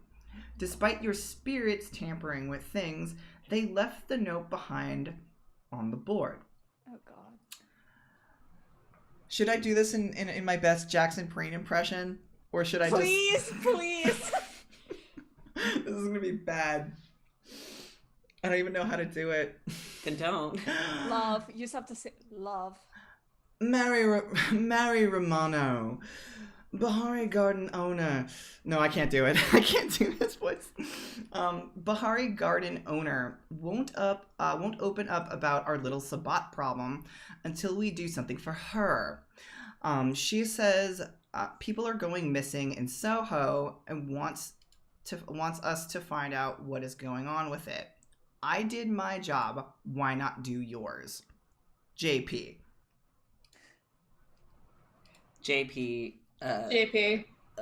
Wonder who that is. VQ. And or AH PB. It's just the whole alphabet. Ecock of Glen. PG. Lowercase O. GR. Like. Entire fucking title. The entire title and just like He's working on getting Sir, but like he's not gonna get there clearly. That's gonna be hard, yeah. To get knighted. Destroy all the chalk. Now I have to get new chalk. What's worse in this moment is that not only did Jackson Preen literally write all of that in perfect cursive on the board, is that because seeing this, you now register Jackson's not here. And you do a look around. Fitz isn't back either. But we'll get to Fitz now. I mean, that makes sense. We were talking about him before we went to torpor. Quick, gotta call count. I lost him. Fitzgerald. Yeah. You remember bits and pieces in your waking moments of the waning darkness that evening. You remember speaking with Sebriel, them revealing to you about their involvement in the Inquisition, and that it wasn't one out of malicious intent, but more to find out what might have happened to you. That being said, you don't really remember how Sebriel became aware of the Inquisition, or who might have looped your human into it. You just know that the priest felt trapped back then, and perhaps even more so now, given that the two of you have finally found each other once more. The rest of the early hours of the night feel like something of a blur. Your hunger is mostly sated. It's back. To be fair, it's back. It's back.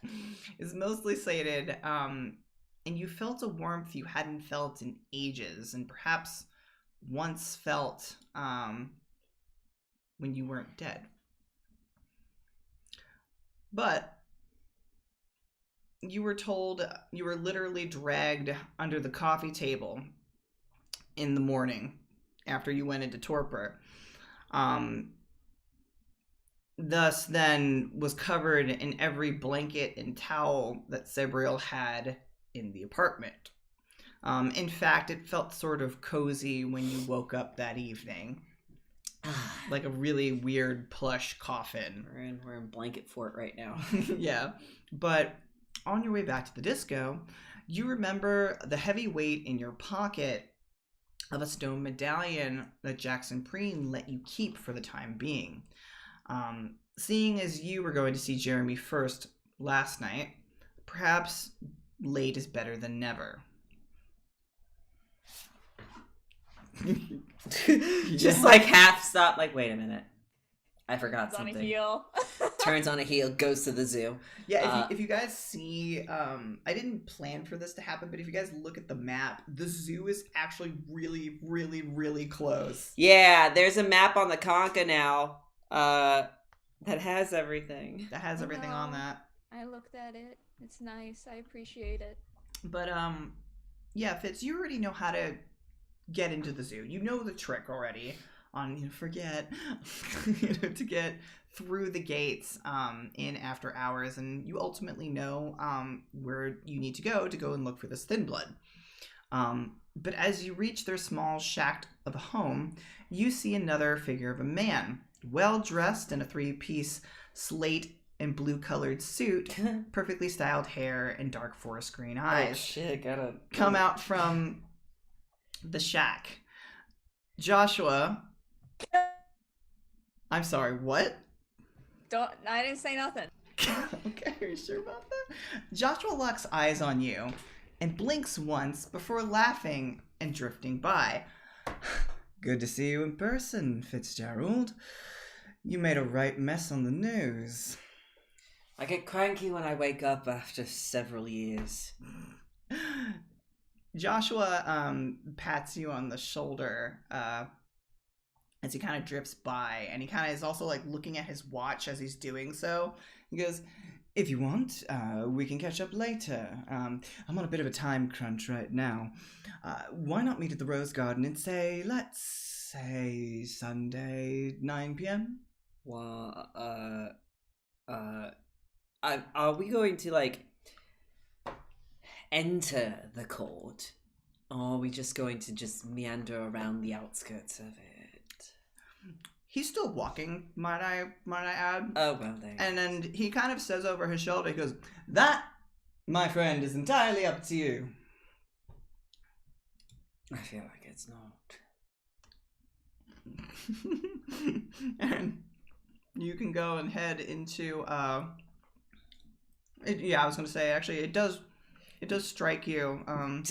He's phrasing it as if it's a choice. I know it's not. And then you kind of think on how close the Rose Garden is to the zoo. Very close, might I add. Dare I say you can go from one green space to the next. They're literally neighbors. Yes, well, I'm not thinking about that right now. No, that's totally fair. Da, da, da, da, da. You don't want to think about Anne Bosley, Queen Anne Bosley Da, right da, now. da, da. But yeah, you head into the shack, and you'll almost halfway bump into Jeremy as they're on their way out, as presumably to go back to work, and then he kind of like looks you up and down, sighs, forces a sigh, and goes, "What?"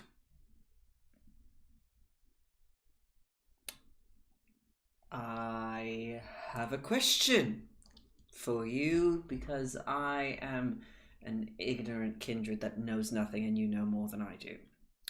Does this have to do with you punching out a wall? Why does everybody know that? They kind of reach forward and grab your sleeve and pull you further inside. To which I will preface for the audience.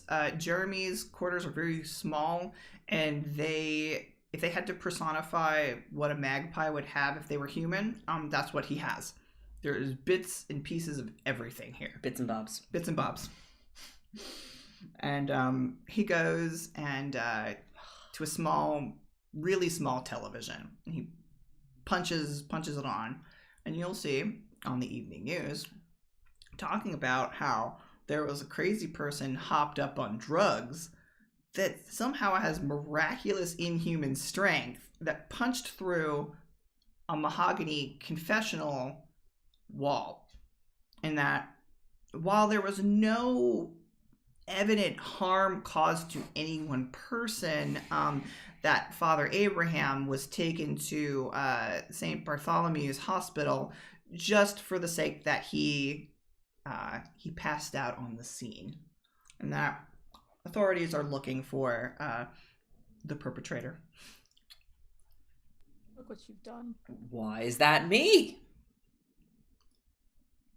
Why is that you? Could be anybody. Considering the description that this Father Abraham gave, I just presumed it was you. He's an old man. He can forget things. He listed every color in your glasses. What do you want? And he just when Jeremy says that, like he listed every color in your glasses, Fitz is gonna take off the glasses and throw it into the bunch of stuff. We need those to see. No, I don't. No, he doesn't.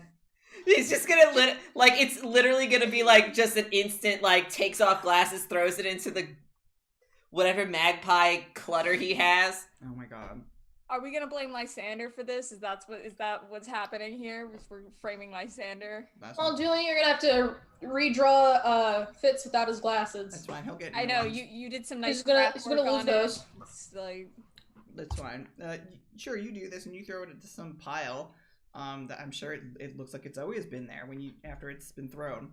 And Jeremy, again, will turn to you and be like, "What do you want?" Remember that thing that I gave you, or have you look at and examine? Yes, This the thing. thing that was supposed to get me a conversation with the Baron, that was supposed to get me embraced. What, did that not happen? Clearly not. Oh, that doesn't seem right. It's kindred society. It's all a sham. Doesn't seem like something that VW would do on purpose. It's Then not again- VW's choice on whether or not I get embraced properly. I guess that's fair. And the funny thing is, like, Jeremy's saying get embraced properly. And you know, as a thin blood, that's not really what happens.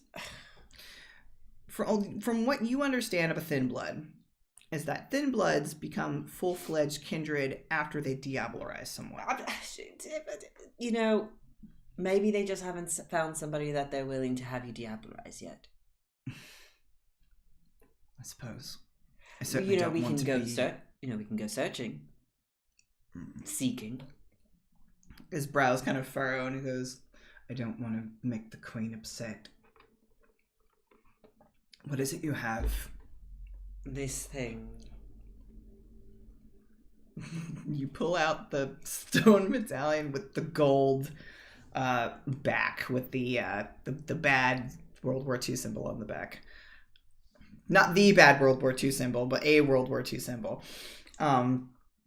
You show this off, and his eyes kind of narrow. I know it does magic. It has to. Otherwise, I convinced Jackson for nothing. He rolls his eyes and will take it from you. And you will see him go over and kind of set. You see him set the medallion down, and from what you can remember is that Jeremy's in the middle of kind of replicating the same ritual that he did before. Getting the materials prepared, the fire, sparks, small ones, so you don't have to worry about a frenzy, drops down, and nothing happens. And this is perplexing to Jeremy. And he looks to fall into a loop, as when it doesn't work, he mumbles to himself, goes, gets more herbs, comes back, tries it again. Something, definition of insanity.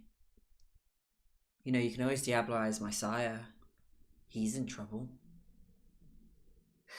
You see him in the process of doing it a second time, and he stops before he can drop the next match. And his brows furrow, and he'll say, I definitely don't want to be a Malkavian. He drops the match. Nothing happens again. And Jeremy almost looks like he's torn about wanting to do it a third time because you mentioned the whole like repetition of madness. They straighten up, and he'll say, I don't know what's making this not work. My rituals always work. They must be tampered with. Fancy conundrum. Is there such a thing as sort of like filters? Like you must be this height in order to ride this roller coaster kind of thing, except magically version of it. He reaches forward for the medallion, and he turns it over, and you see that golden sheen shine again, and you see that eagle. And I don't think Nazis are that magically inclined. I don't think you understand how obsessed they were in the occult. No. I mean, I don't. He flicks it back towards you, and he'll say, I'm not going to catch it. I'm just going to let it drop, and then I'm going to pick it up from the ground, because I'm very poor at sports. That's so awkward. It like hits you in the chest, and then makes it... Hey, but Jeremy's also awkward. Like... Yeah, this is very awkward. I'm making very specific character choices that I really want to just... I love it. It's so good. You do that, and you can bend over and pick it up, and as you do so, Jeremy will say, I think you need to look into what might have... Maybe there was another ritual cast on it that's keeping it from doing what it's doing. Or there could be something with that gold. The gold itself. So you don't know what it could do? No, not until whatever's on it is lifted. Well, I suppose I'm going to have to try and figure something out. I did promise to give this back to Jackson, though. I feel really bad. He seems quite connected to it in some strange and bizarre and probably very deep way. You hear Jeremy kind of click his tongue off the roof of his mouth and goes, wonderful, now get out. Jeremy, look, I've been asleep for a very long time. And I have not been around to ensure that deals have been made. Let me have some conversations. On behalf of you. Roll me a persuasion. Roll me a persuasion with your best social stat. I was gonna say he got angrier over 5 years. Well, somebody didn't follow through. Okay. I have so much on my fucking plate. And you also, did you add your... Yes, I did. Okay. You do this, and Jeremy's brows get less crinkly. And he'll say, fine.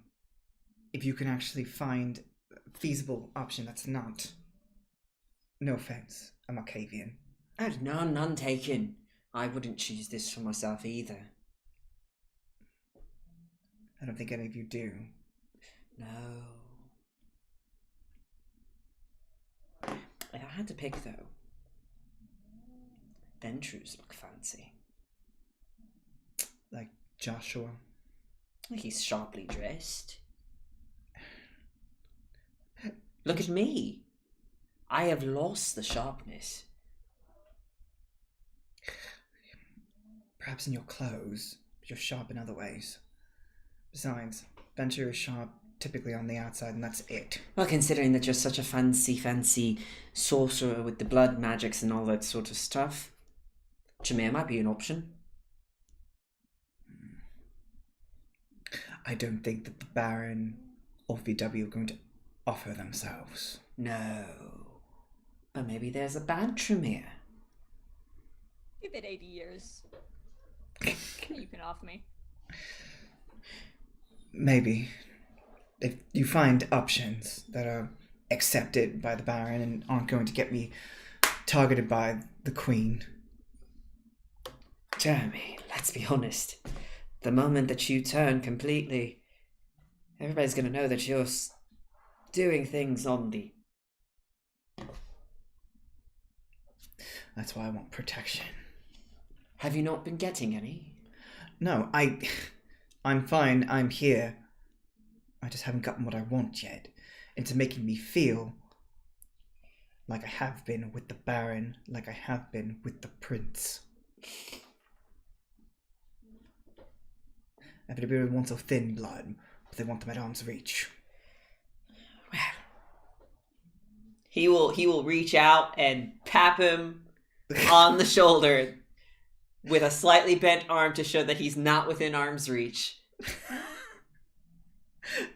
Good show. You do that. Jeremy looks at your arm and looks at your bent arm and nods and says, I would appreciate you talking to someone, but Now that I'm awake, I'm going to be doing a lot of talking. I don't know if that's a good thing. I don't know either. Get out. Leaving. And you head back.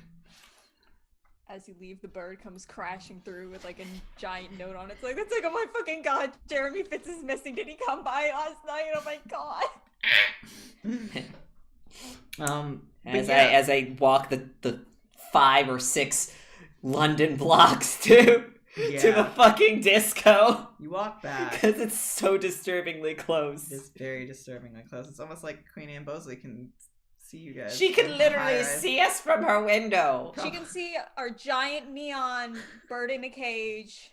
Our dicks flapping in the air like, come get us, bitch. Like I said, Hana's either a genius or she's insane. We're fucking She's dead. We're gonna die. Anyway, Fitz, yes, you're free to leave. Off I go. And you're free to go back. We'll say that, everything kind of took you maybe like an hour or so to kind of head on back. And you do you make any kind of grand entrance on your way back for Vanessa? To the disco? Yeah. Or are you just gonna slink your way in? I don't think that Fitz is capable of being slinky. Mm-hmm. I have like only 1 dot in stealth, so the way I come in is not going to be generally very quiet. Benji could always announce you. I mean, if that's what Benji offers, Fitz will say yes. Vanessa Oh my told god, Benji to Benji keep isn't an gonna eye say out. you? It's a different Benji. Oh. I'm sorry. I should have made it that Benji though. He's basically a very short ghoul of Vanessa's who's the leader of a chain biker gang. The Lost Boys.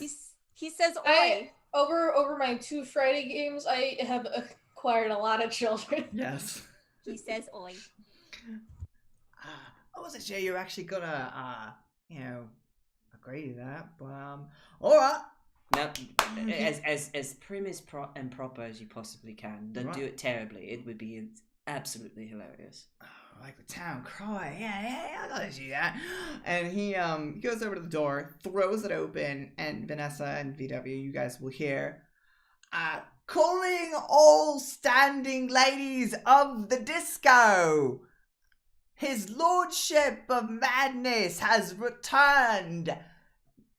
King Fitzgerald. Is that good? No, that's perfect. Oh.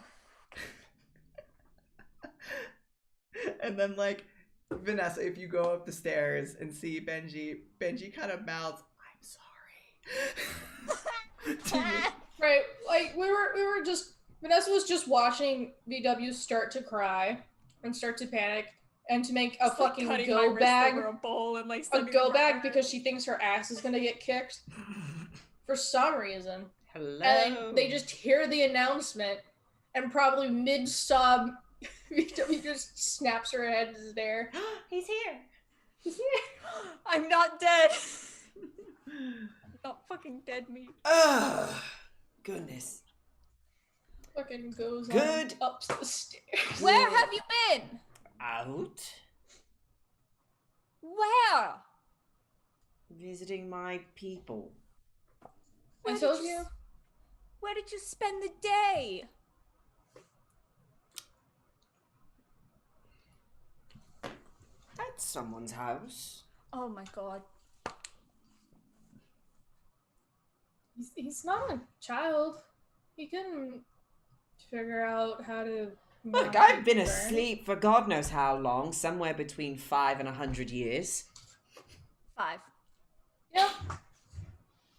I think I'm allowed to go out on the town and to have fun with whoever I want to have fun with. We always spend the day here.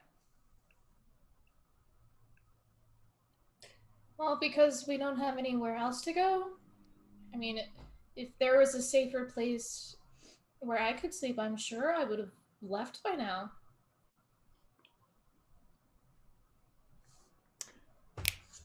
It's fine.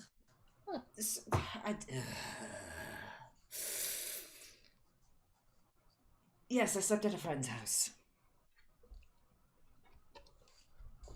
Sebastian? No, I haven't found Sebastian yet, unfortunately. But I did go see my professor, and then I went to go see Jeremy, and went to go to... Have you looked at the news? No, we just woke up. You might want to look at the news. Suddenly ghosts turn on the news. How about we don't look at Go the turn news? on You know what? the I telly. actually fear that television is trash. It's like looking. It will rot the inside of your brains. After all, there is this one show. You see this man, he turns himself into a pickle. It's the funniest shit I've ever seen. Video killed the radio star, you know. I knew it was coming. I put my head down because I knew it was fucking coming. Fucking funniest shit you've ever seen. Funny as God. I will reiterate, VW, as you punch on the news. Apparently, news is really slow. But apparently last night there was a crazy person hopped up on drugs that managed to punch through a solid mahogany confessional. Yep. Caused one of the senior priests to pass out and scared everyone in the abbey. Man, in the last Holy decade, the town has really gone to shit, hasn't it? You have been back for 1 day. Well, you heard the description. That person has glasses, I don't.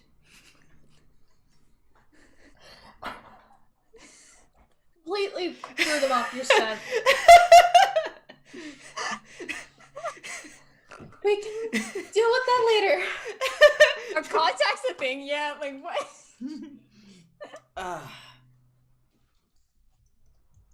So it couldn't be me. I'm not gonna have you guys roll. Fitz is flying through his Yeah, no ass. shit. Yeah. What did Jeremy have to say about the amulet? Nothing, because he couldn't figure out what the amulet does. Speaking of Jeremy, actually, that's a very good subject change, because I'm quite concerned that we haven't followed through with our deal for Jeremy. Well, he's under the Anarch's protection. He's right next to Queen Anne Bosley's backyard. So are we. We're about, 5 blocks away. There's some And- distance.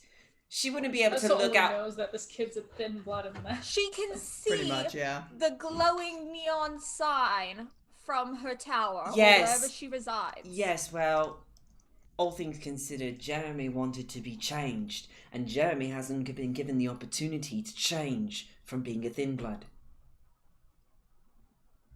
Have you not been following through? It's not my call, and I was kind of on thin ice with Conan already, with the whole you, and then the whole Me? I'm not really able to recruit people very well. Yes, you, because I didn't want you to get staked. That wasn't my idea, and I was against it, and then Conan kind of took matters into his own hands and wasn't right pleased after that for a bit. Well, I think that we should show some initiative. I was about to show initiative because you were missing, and I thought I was going to have to call Conan and... No. Okay, but... I mean, if you made this deal, VW, before, shouldn't we have done something, for the past few years? Vanessa, back me up if you will. Don't you think that if somebody was to show initiative, the first thing they would do is not go to Daddy Dearest? Well, then, what are you Oh, Fitz. suggesting? Oh god, am I having... This is a frenzy. No. Okay. No. Oh, Fitz. Fitz. What? Roll for me as you say He's that. your daddy now. As Oh, you, with some wagers. as you say that, roll for me. Oh god, I forget what the roll is. I think it's composure and. You roll a wits and wagers and see Cannon's right fucking behind you. No, that would derail everything. He's your daddy now too. Oh, I forgot. Roll for me. Roll for me compulsion and resolve. Oh boy. Right, because you're bloodbound him, right? Mm-hmm. He's your daddy now too, Fitz. You say this and it comes out. It comes out, but then like you in the back of your head as you're thinking, you're like, no, it would make sense because the only person who has the authority to allow diablerie to happen would be someone in that league of power. So like the prince and the baron are supposed to be of the same level of power. So therefore it would make sense for him to find that type of solution. What I mean is, shut up, brain. What I mean is that we should actively try and find suggestions. Find individuals that would be key and prime for us to possibly arrange as an overindulgence feast, if you will. I can see if there's any other hunts going on. Something that is... Whatever he wants to be. Yes, I mean, after all, you need to do a little diablerie here and there, and then we can find another opportunity or a similar opportunity, perhaps in the same one. 2 birds with 1 stone, eh? Perhaps. No, there would have to be 2 people. Perhaps. Perhaps. Okay, 2 kindreds, 2 stone. Whatever, you understand what I meant. It's not our call to make. No, but we can do most of the work for him. And then all he has to do is say yes or no.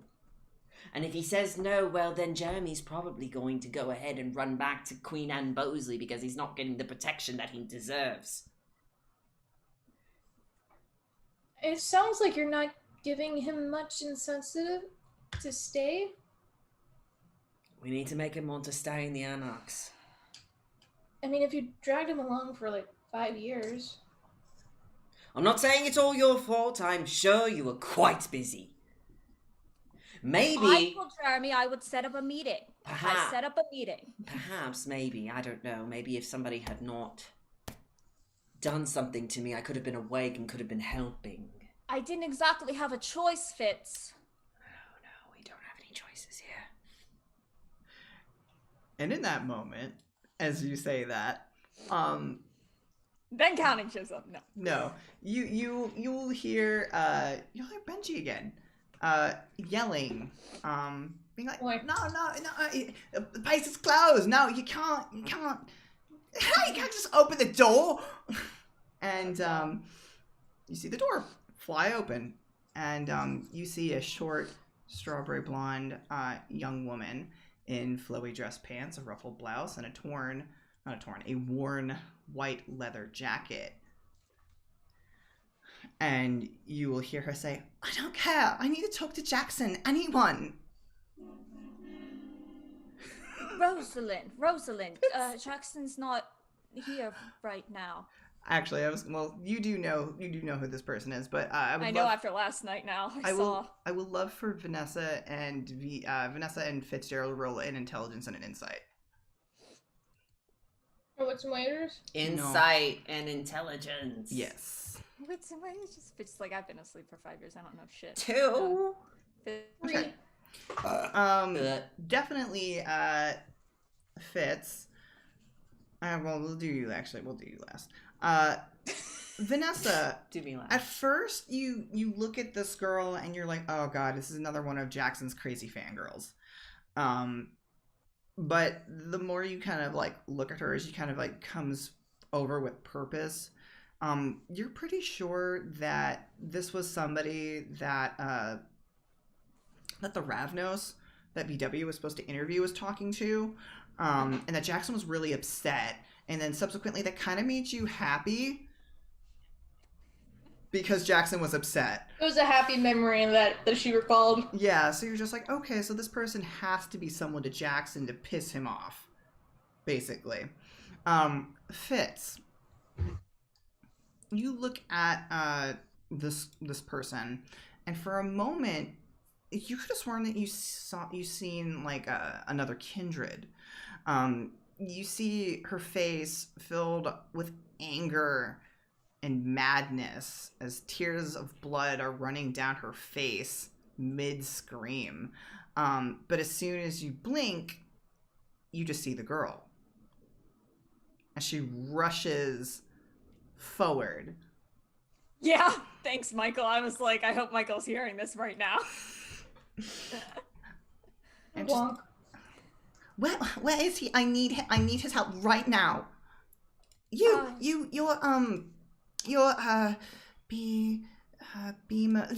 VW, yeah? Yeah. Fitz, Vanessa. Right. Yeah, he's told me about you, I think not. And she pauses at Fitz. The fuck are you? And she doesn't really say anything about you, Fitz. But she's like, I need to speak to him now. Where is he? I He's don't probably off at some hotel doing something gross. What do you need? I need help. We can pass along a message. No, this can't be just like a message thing. I need help. My friend's gone missing. And she went missing in Soho last night, and look, I know he can do magical things. I'm not an idiot. You know, I know that he did something with my dad. I know that he can do really important things, and this is really important. Okay, I need her to come back. Breathe. I was gonna say she definitely looks very red in the face, and she doesn't. How about can we roll something to calm her down? Sure, or if you have any disciplines, you can calm her down. I only have dominate. You're Okay. funny. I can make her forget. She will No one's missing. Nothing is wrong. She will only forget the first 5 minutes. Yeah, no, I don't have anything, and I don't have awe, so this is just gonna be just a straight up skill check unless somebody else can interrupt me. Really screaming. Boy. That's Rosalind in the background right I'm now. only good with like insight and empathy, so that doesn't really matter I right now. I would like to say, hey, Dude, you can do it in character. okay. Now, slow down. If we intend to help you, we need you to be calm and clear of mind. Okay. If you want your friend to get helped. Okay. Roll for me persuasion and composure. Using your extra bits. Using my extra bits. Actually, maybe... Quattro! Well. Quattro. Okay. You do this, and she sucks in a breath, and she nods very stiffly. She goes, right. PW, you can do magic too. I know you can do magic. And she looks towards you. She, last I saw her, we were out by the Windmill Theatre in Soho, which red flag for Vanessa VW, for the note that you guys saw, on the chalkboard. I don't know what would have happened to just make her just go with a bunch of people. I mean, I couldn't find him. I couldn't follow after him. They just sort of went, and I couldn't find. Look, she's in trouble, okay? Weren't you in Soho the other night, Vanessa, with Jackson? Yes, and that was obviously what he was trying to tell us. We'll look into it. I can, the thing I did for Abigail, I can maybe do, maybe I can, if you have like a picture of them or something, I can maybe I can maybe find out where they are. Maybe. I Did it the one I mean, time. I mean, yeah, I can get a picture, but I mean, it's back at the We dorms. probably need to kind of be quick about it. Right. So I don't think we should do that type of tracking. I think we can look around and be able to find at least something. Listen. Can I go with you? No. Oh, she looks Well- almost affronted as you say that. She's Rosalind, how about she's my Fitz friend. and Vanessa go look on foot, and then you and I can go back to your dorm and get the photo, and we can do our method. That way we're not wasting time. The college is in the absolute opposite direction. it's far. I'm just saying that if people are going missing in any time of the day, I don't think it would be smart for you to be wandering off. Listen, Rosalind, if you know that things are going bump in the night in some shape or form, do you really think that it'd be safe to go bumping in the night to try and tempt them to grab you? Well, if I had, she like looks again desperately for Jackson to magically appear. But when she realizes Imagine that if you get hurt, Jackson would be devastated. I'm not a little girl, wish you all stop doing that. She speaks out into the ether. Clearly this isn't something that any of you guys have any problem or any issue with, but clearly this is an issue that Rosalind has. Look, my friend is missing, and look, we went to Soho because I wanted to point out the theater, so it's my fault that she's gone.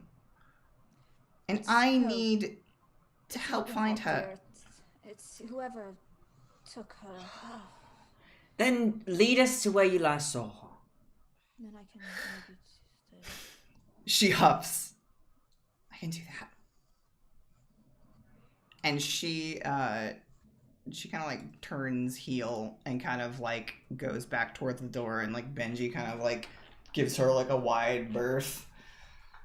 I actually don't think I need to know what Evie looks like to do Illuminate Trail of Prey. You just gotta let yourself a fucking fuck. I know, I'm reading it and I thought I had to know what they looked like, but that might be something else. It's not saying it specifically. Let me see real I know, quick. I'm reading it, but I don't. I think I just have to kind of like know a general, like if we go to the starting point, then that's... Follow the tracks. The cast room takes an intelligence roll, difficulty 6. Oh, no, known by face, yeah. Known by face. The previous 24 hours. Yeah.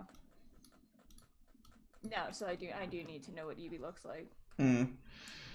We can say for flavor's sake that Rosalind can describe Evie like frightfully well. Like to like the smallest upturn of the nose, to how many curls normally like sit in front of her face and stuff like that. Marilyn Monroe, like that. She just whips out a picture of Marilyn Monroe. This but younger. But if you want to do that, I think like that's a situation that I'll probably allow for it. Mm-hmm. So she'll run, grab some ribbon from her stash of shit, and then like run back upstairs, and I guess we set off for Soho. Set off for Soho. Okay, you guys head off in that direction. We're gonna cut to Evie. She fucking dead. She fucking dead. I'm going to do a content warning here. So we're getting into some really ishy horror and abduction themes. Obviously, Evie went missing for a reason. And I'll just say there's some Samisi themes for Michael, who's in the chat here. Just say it. It is blood. Yeah. So, body horror and. Yeah, so if these things are too much, then I suggest muting and or taking a break for the next few minutes. Evie. in all your wild excursions with friends, you've never really blacked out as badly as you had earlier that day. Or was it last night? You can't tell as you've been in a cold, dark space ever since your eyes finally focused some couple of hours ago. You find yourself on a loose tiled floor with dirt and grime musing your person and clothes. Trapped in an iron cage that looks like it's meant for large animals rather than people. Amongst you are others, specifically those who are speaking to that woman in the group. One look over their own attire and scared words, you pick up that they aren't British, but they carry all sorts of forms of being international or being a student or a tourist of some sort. I would love for you to roll for me wits and investigation. Can do. Investigation. And wits. Ooh, no. Do you want to spend a point of willpower to re-roll 3 dice? Sure. Okay. I don't know how that works. So what you're gonna do is that you see the little green boxes for your willpower. Mm-hmm. Click one, and it's gonna make a little slash. Mm-hmm. And then go scroll. Well, not scroll down. But you see the little willpower and the dice. Mm-hmm. So click on that.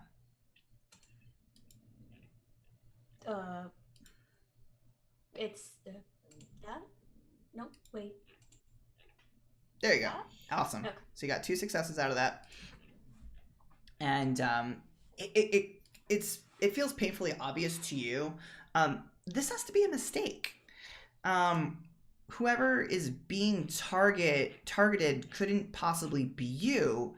You don't fit the bill. Like, you feel like you're from a different social class than these people. You know, you're clearly British. That seems to be the biggest thing that sticks out in your mind. And you think back to earlier in the night when Rosalind asked you to do the American accent. And you wonder, is this why I'm in this nightmare? But as you kind of, you come to some of the people who are kind of huddled up in this cage with you, like, look at you with wide eyes. She's up. What do I do? I don't know. I'm sorry? Do you know how to get out of here?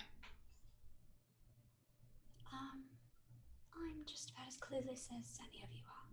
Fucking hell. Actually, I should probably just do a New Yorker accent at this point. Yeah. One of the guys he kneels over by you.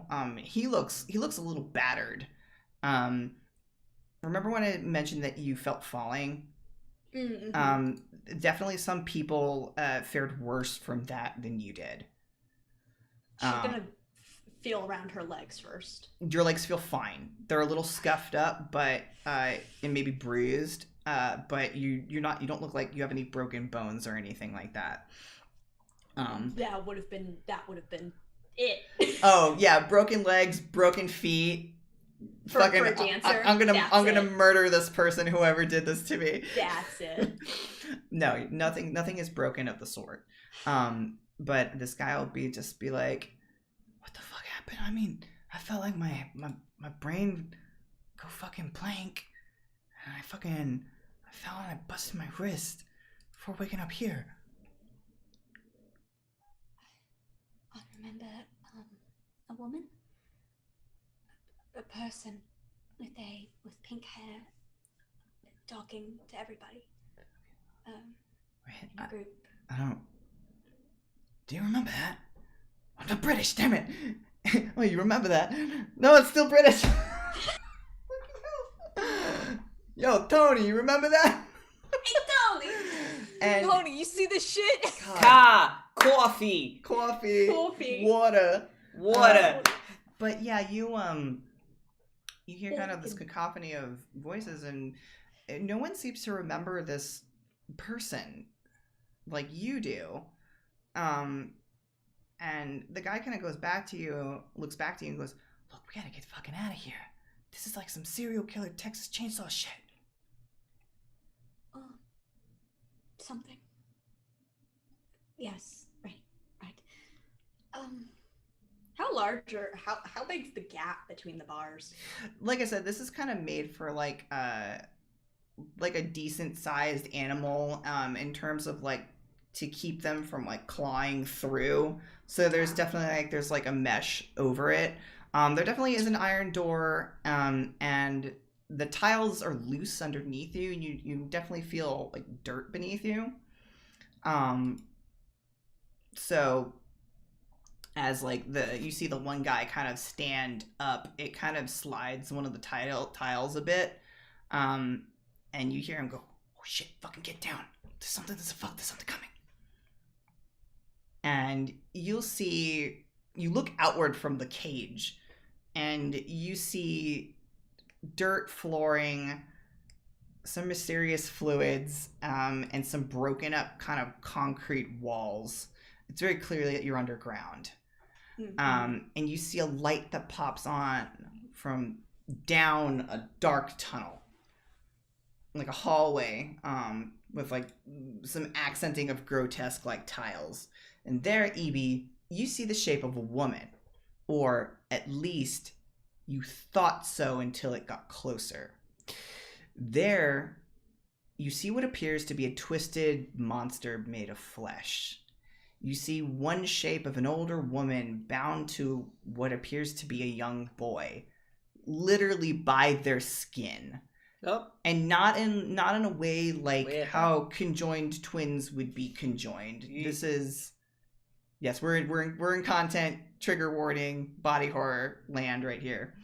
And you see hanging off each other is like an arrangement of several shriveled arms, more than two, almost looking kind of spider-like, but still human in nature, just looking kind of emaciated and gross, and one of which is holding a flashlight, or I guess in this case a torch. Through its tattered clothes, the limp heads roll over to life, and they focus towards the group. The mouths open slowly, as if working the energy to even speak. Evie, do you have anything to say before it can?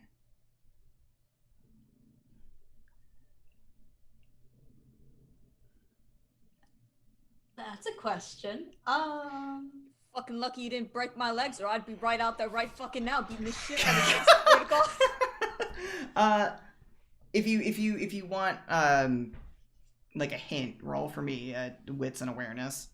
Mm-hmm.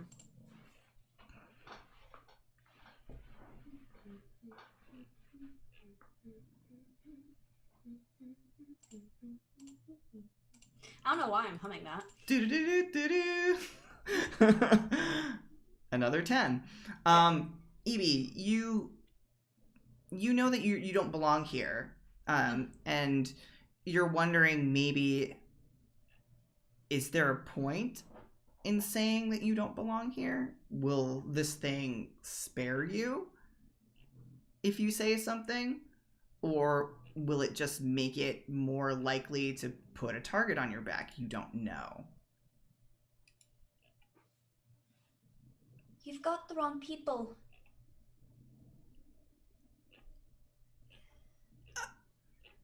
You hear a pop come out from one of the throats. And it isn't long before the woman's face, the mouth like hangs open, jaw loosed. And I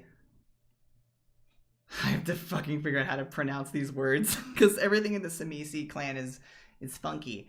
Slakta, the Slakta's mouth opens and a dark, throaty resonance escapes out into the ether. Evie, what I need you to roll for me is intelligence plus resolve, and this is going to be at a 4 difficulty. So this is a challenging difficulty.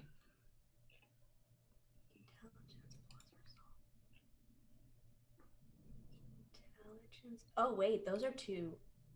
What? So if you're trying to roll 2 of the attributes, just click on the dice next to the attribute, and it should pull up the other attributes as your second roll. Oh, Yeah. I see. Sorry. Okay, resolve and intelligence. Got it. This is to resist a very specific discipline. Okay. Hey. Oh wow. So you got 4. So you only got 3. No, I got 4. I got a 10. You need 2 10s to get You the need critical. 2 10s to get the for them to count as 2. So what you can do is you can either roll another willpower, and you can only roll one d10 to see if you can get that 4, or it's going to be a fail. It's up to you though. I can try. Yeah, you can try. Yeah, spend another willpower. So just roll 1 d10. No. Ooh, No. Absolutely not. Okay, that's okay. Evie, this awful throaty noise, you feel like it's speaking some other weird alien language in your head, and it causes your brain to go numb and your limbs go stiff, and you feel yourself drifting backwards towards the filthy floor while you see the other people suddenly rise up and everything goes dark again. You don't know how much time passes when this happens, but when you do wake up, you are alone in that cage, and you hear distant groans in the distance. Perhaps maybe like that twisted monster that you saw, but it doesn't take much to realize that the sounds are from the people who left that cage. No doubt something horrible is befalling them, and your only modicum of reprieve is knowing that you have time to figure out how to get out. Mm-hmm. So we're gonna leave you on that to think about that. Sorry guys, I told you the back half of this session was gonna get real heavy. But going back to Soho itself, you guys have some better understanding. Something is abducting people, and it's clearly grabbing on the weekdays as much as it is grabbing on the weekends. So there, right there, Vanessa, you know that you don't necessarily have to wait till the weekend. You know that to look amongst the Windmill Theater, where Grease is playing right now, and that based on what Fitzgerald, do you mention what I was wondering that. what Professor Higgins mentioned? Probably on the way. Okay. Just sort of like, I'm wondering if this is all connected to the fact that there are exchange students around the campus, like at King's College, disappearing. Which is also close to Soho. Mm-hmm. Might be all related. So, yeah, you definitely get a sense that this might be connected.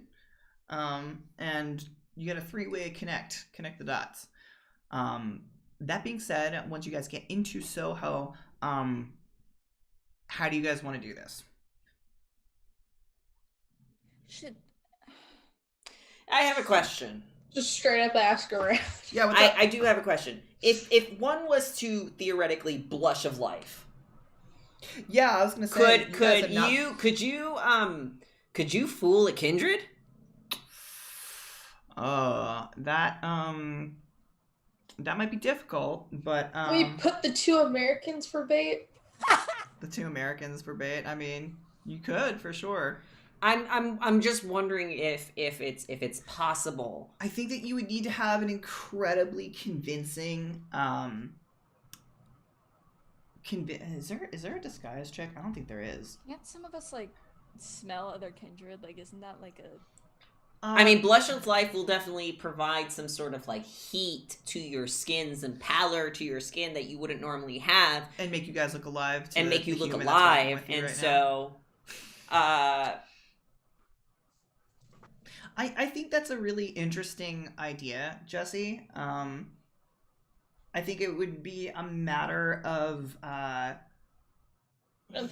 be kind of subterfuge. It is definitely a form of subterfuge, I feel. Then Fitz will look at the girls and say, "You haven't forgotten much about how to be a person in the last couple of years, have you?" What does that mean?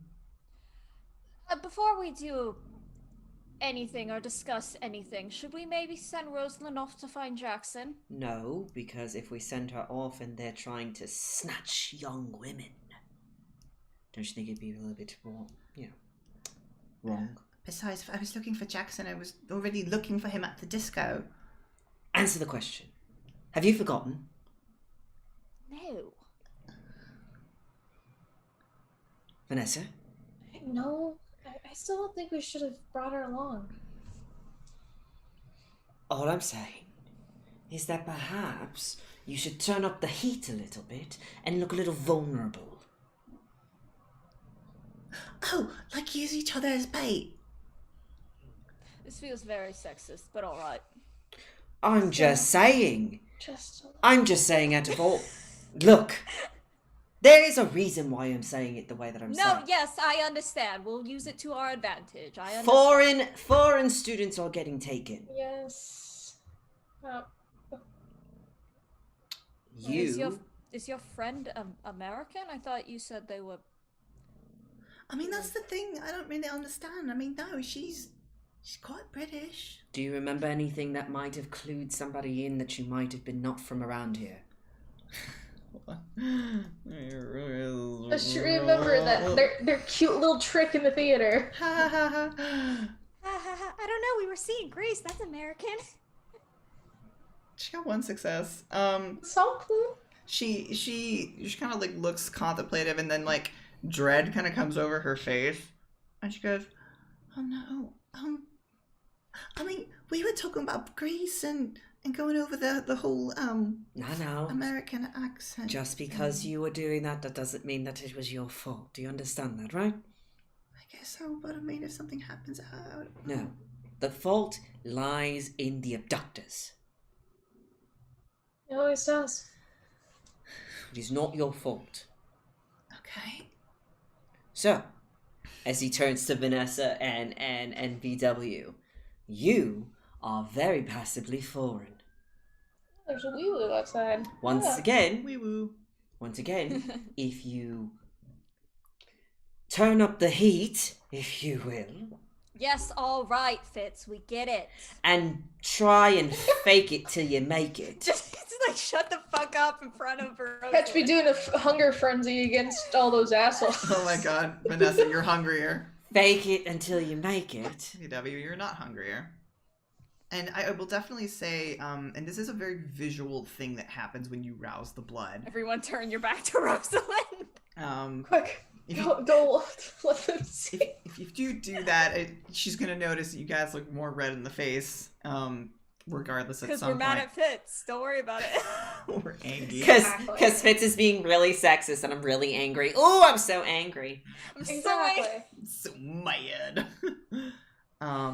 But yeah, you guys do that, and Rosalind will be like, I mean, all right, I guess we just look around. Or... So, listen, Rosalind, unfortunately, neither of us can probably fake a very good American accent. Actually, darling, I can. Oh wait, that wasn't very good. Well, There you go. She says it with such fucking confidence, and Fitz is like, so what we're gonna do is we're going to. No, I did the wrong one. I mean, What we're going to do is we're going to keep an eye on Vanessa and VW. Oh, you don't understand. Obfuscate. You weren't around. When I said I can find, it's just gonna like wave the ribbon. I can find where they are. Is it some sort of Do that away from me. No, yes, of course. No, I'm just saying. So you really can do magic? I'm kind of into the occult. It's just, an American thing. I'm just saying that. Don't think about it too much. Your face looks different.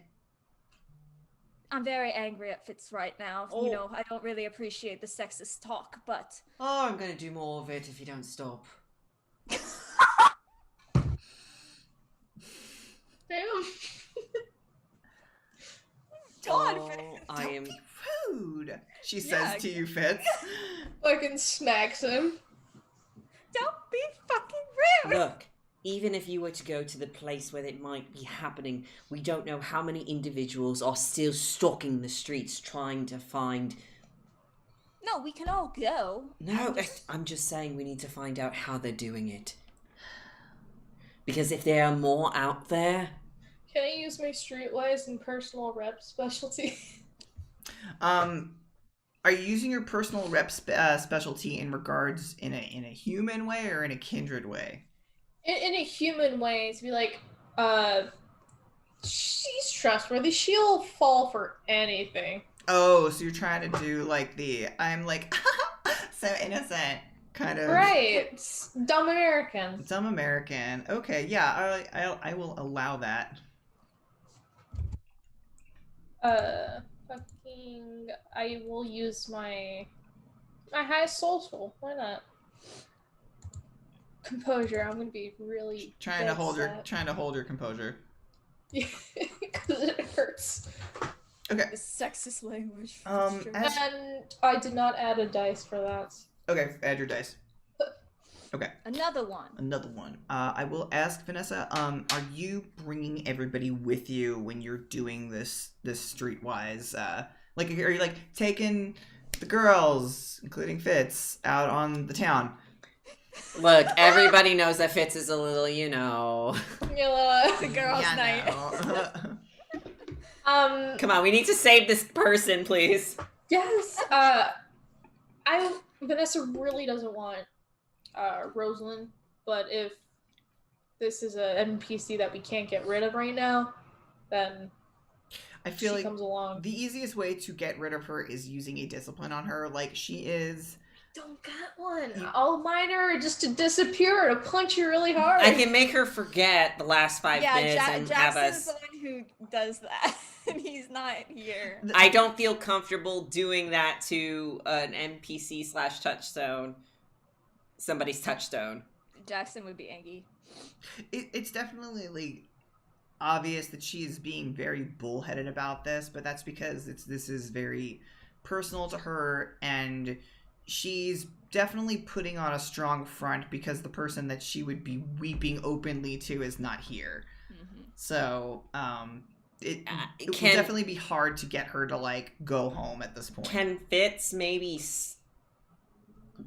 talk to her in an aside that would implore her that this might be more dangerous than she thinks, mm-hmm. and it would be quite unfortunate if she was to also get hurt? Okay. Something like that while the girls go do their thing. Sure. Yeah, you pull her off to the side. Vanessa, you go off, I'm assuming, with VW. Mm-hmm. Unless VW just immediately wants to go light herself on fire. In the middle of a really crowded street. No, she doesn't want to leave Vanessa alone, and Fitz is going to watch over Rosalind and hopefully ask her what the fuck she saw before we yeet her off the system, but she probably didn't see anything. She's Rosalind. Totally, actually, well, now that you fucking said that. Yeah, Rosalind, did you see anything suspicious? Was anyone sus? Don't say that. I definitely will say that she notices what you guys are doing in terms of separating her from the rest. But she doesn't stop you, Vanessa, and UVW from going off. But Rosalind she looks flatly at you, Fitz. And she kind of says, "Look, I understand what you're trying to do. I don't think you understand. I understand that there's something bigger going on here. I'm not stupid. I'm not saying you are. I know that this might be dangerous. And if you think that there's something more to all of this, and you know that it's dangerous, and you came to us to ask for help. I came to ask Jackson, but he's not here.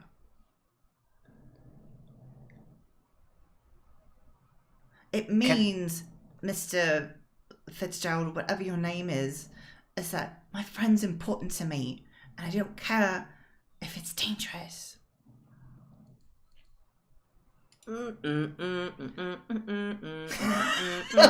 Just make her forget, I'll turn just give her her a around and knife. tell her to go that way. Yeah, but she only forgets 5 minutes. That's the whole fucking issue. Exactly. knife. We'll lose her. We'll lose her. We can't leave her alone in Soho. I'm saying. We tell her to walk in a direction. That's to do something else. That's compel. After the Jedi mind trick, we just... The Jedi mind trick literally puts them in a daze for 5 minutes. To base the other dominate spell to have her do something you want is called compel. And I don't think. Oh God! We'll just give her a knife. It's fine. Confession is good for the soul. Confession is good for the soul. Okay. What is that supposed to mean? Listen. Stop spilling shit. You know that Jackson is special. Yeah, like way more special than David Bowie, and everyone thinks he's a magical person.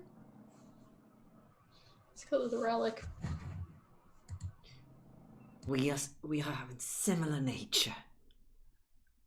Right. Well, I mean, if you can do what Jackson did to my dad, then clearly you all must be able to help. It's the only reason why I'm here. And we can help. But the things that might be doing this are also like Jackson. But they're not doing it for...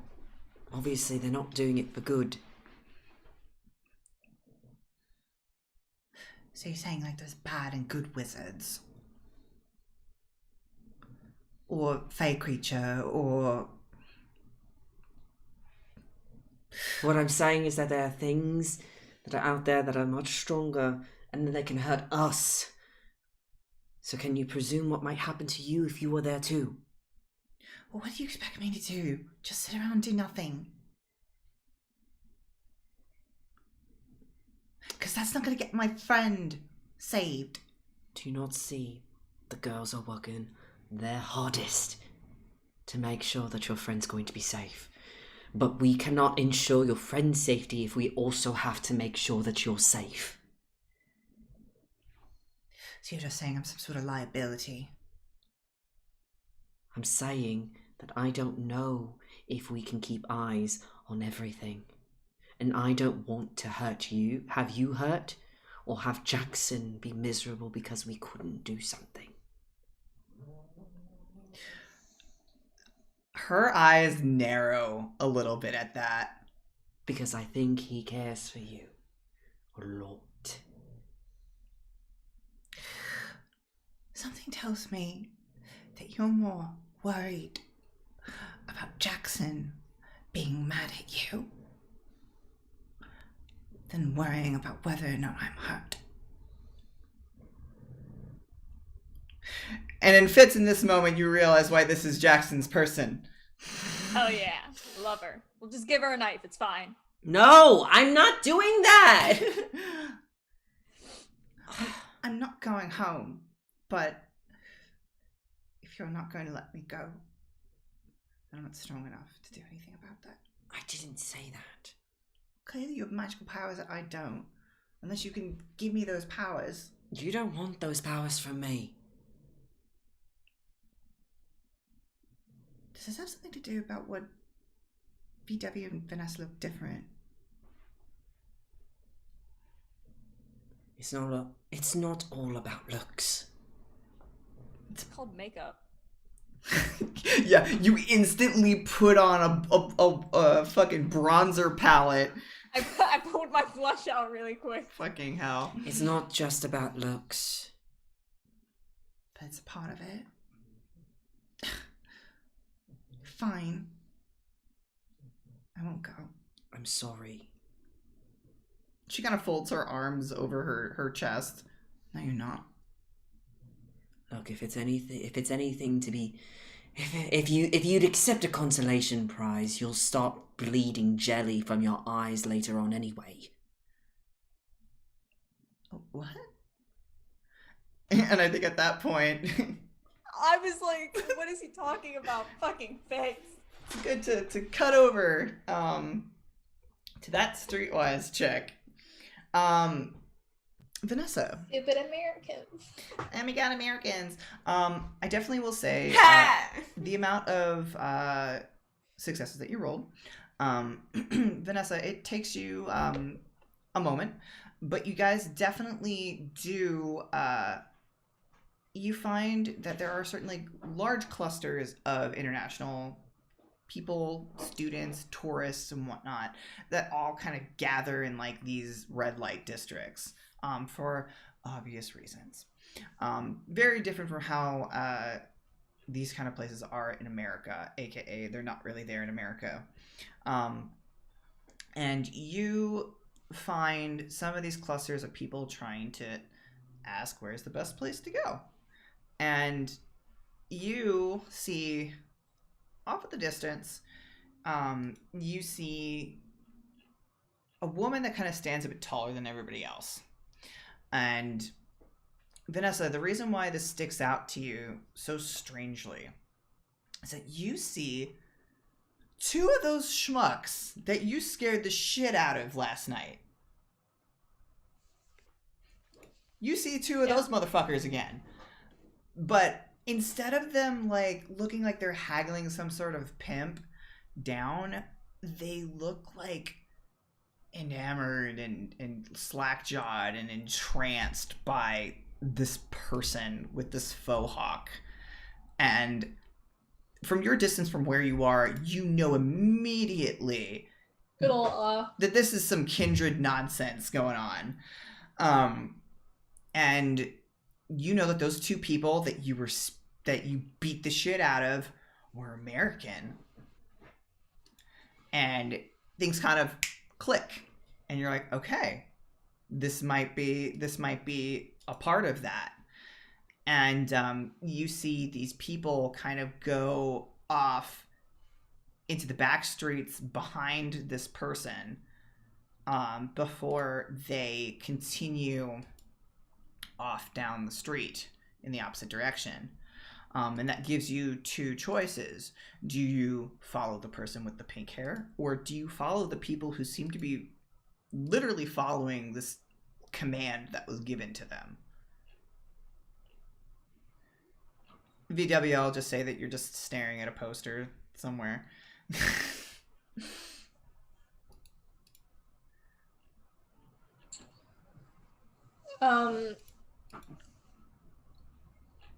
Would she have enough time to run and grab Fitz? You have celerity, so I think absolutely you can. So just leave VW to be in La La Land. She's not really in La La Land. She just didn't roll to help you see what you saw. I am visualizing Evie. I'm like, we're gonna do this tracking so good. We're so After I light myself on fire in a few, we're gonna do this.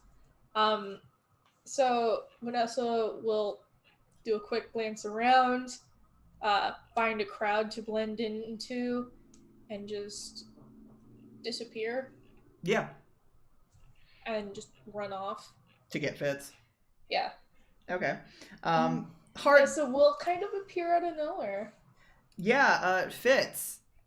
You're in the middle of deciding whether or not you're gonna tell off this 20-year-old. I'm not trying to. No, I know you're not. I'm being facetious. Don't want to mischaracterize for the viewers here. I'm trying very hard. I know. Yeah. What Fitz is trying to do is Fitz is trying to keep her safe But unfortunately, she's very bullheaded, and she really wants to save her friend.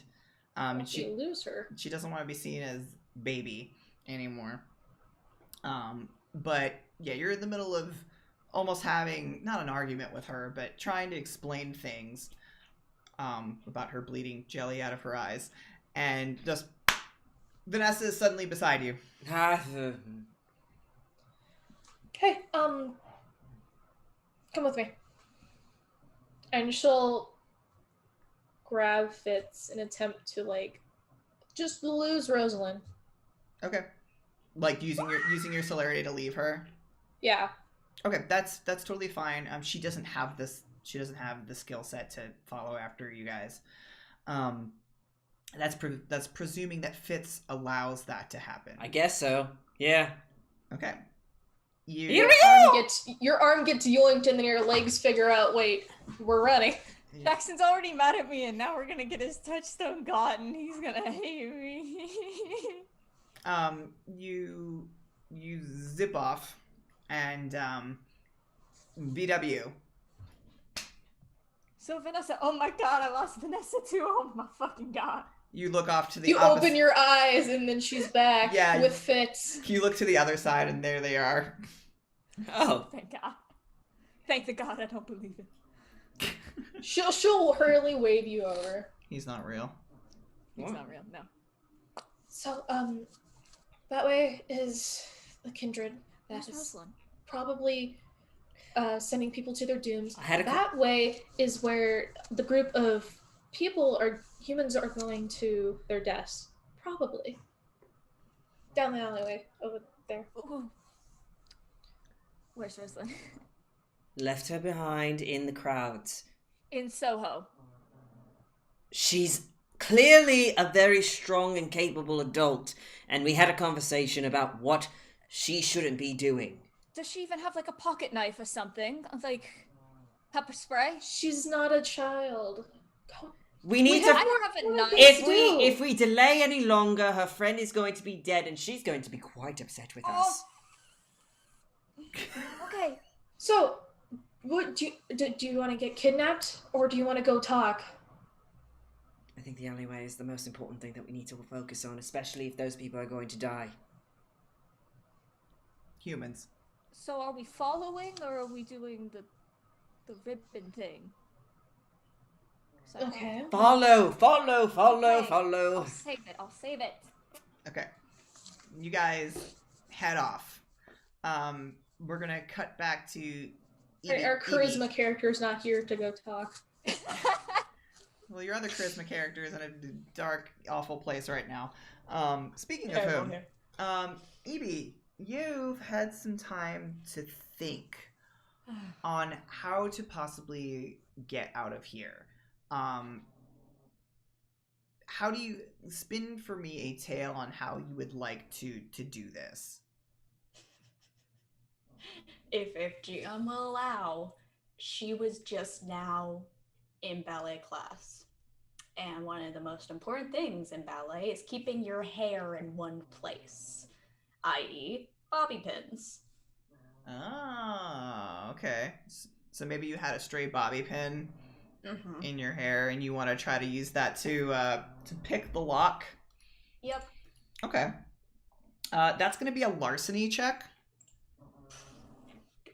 I don't have that. Yeah, a lot of people don't have larceny. That's okay. Totally okay. So what I want you to roll for me is you can still roll the larceny with the attribute associated if that's absolutely the skill that needs to get rolled. Yeah. So yeah, stealth is larceny is definitely the skill to roll there. You have good composure, right? Yes. Okay, so roll your larceny with your composure to kind of keep your shit together. To see if you can pick the lock to this place. I use a willpower for that. You can use a little. Okay, yeah. Yeah. And I just click the willpower button. Yeah, and then it's re-roll 3 dice. Sure. Okay. You rolled 5 dice, but the first 2 are successes, so that's chill. So you, explain to me how you pick the lock. Basically, she just kind of shoves the bobby pin in and jimmies it around, and she's just mumbling to herself like, "I've seen this in movies. It's probably a good reason that they always use it in movies and talk about it and make it such a big deal to always keep a bobby pin on you." Click, click. Please click.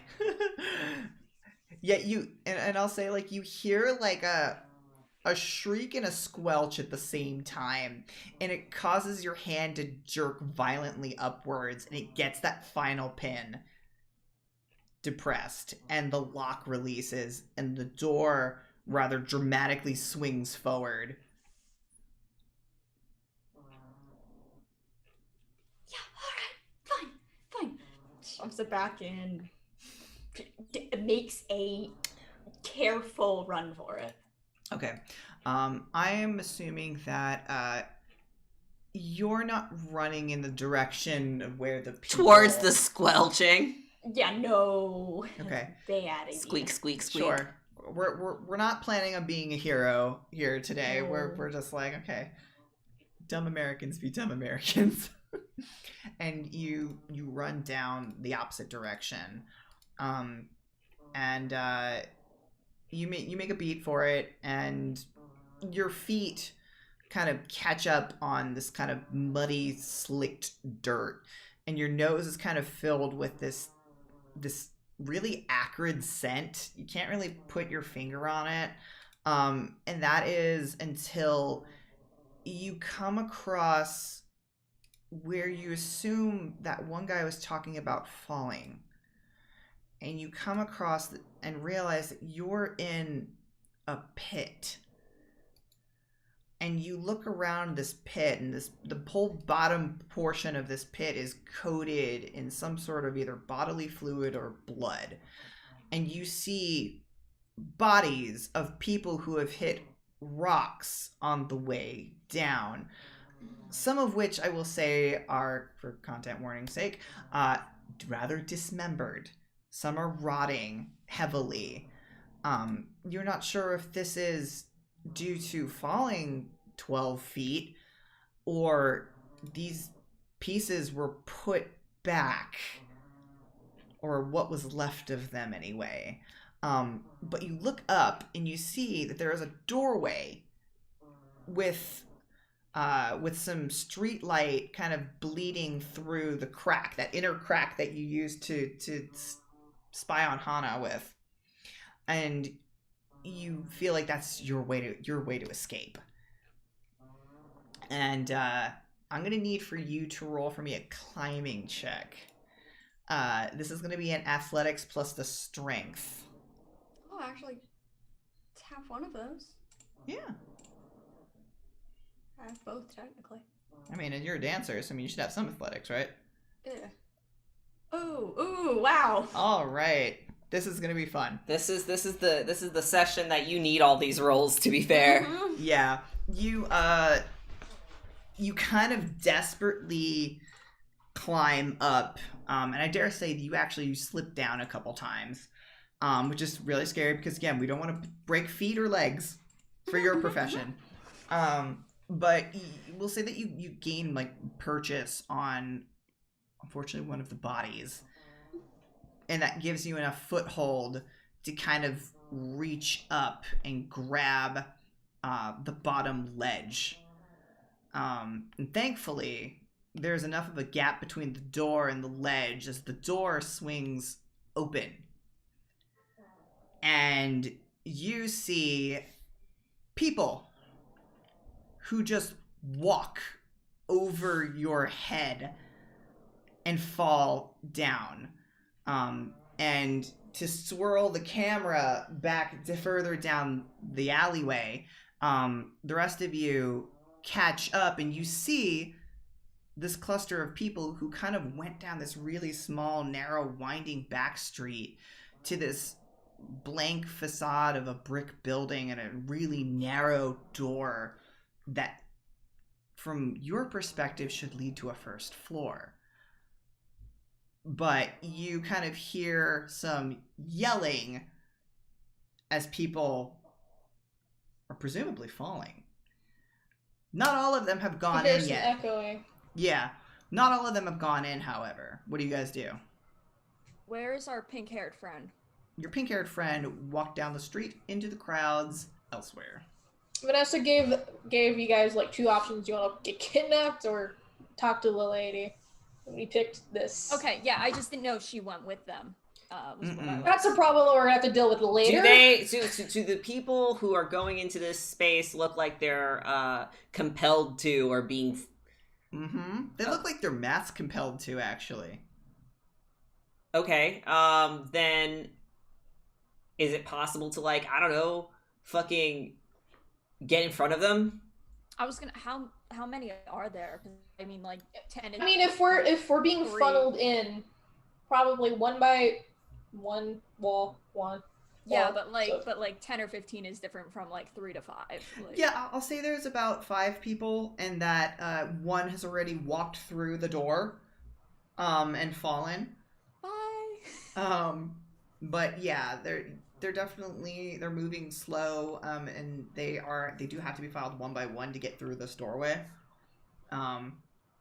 So all of them look compelled. There's not one that looks like they have their faculties about them. Oh no, they all look like they're gone. Then I would say it would be a good idea to kind of get in the way, or at least push them aside or pull them away. See how compelled they are. Like, will they fight us, or will they just fall over and then try and get up and try and go through the door?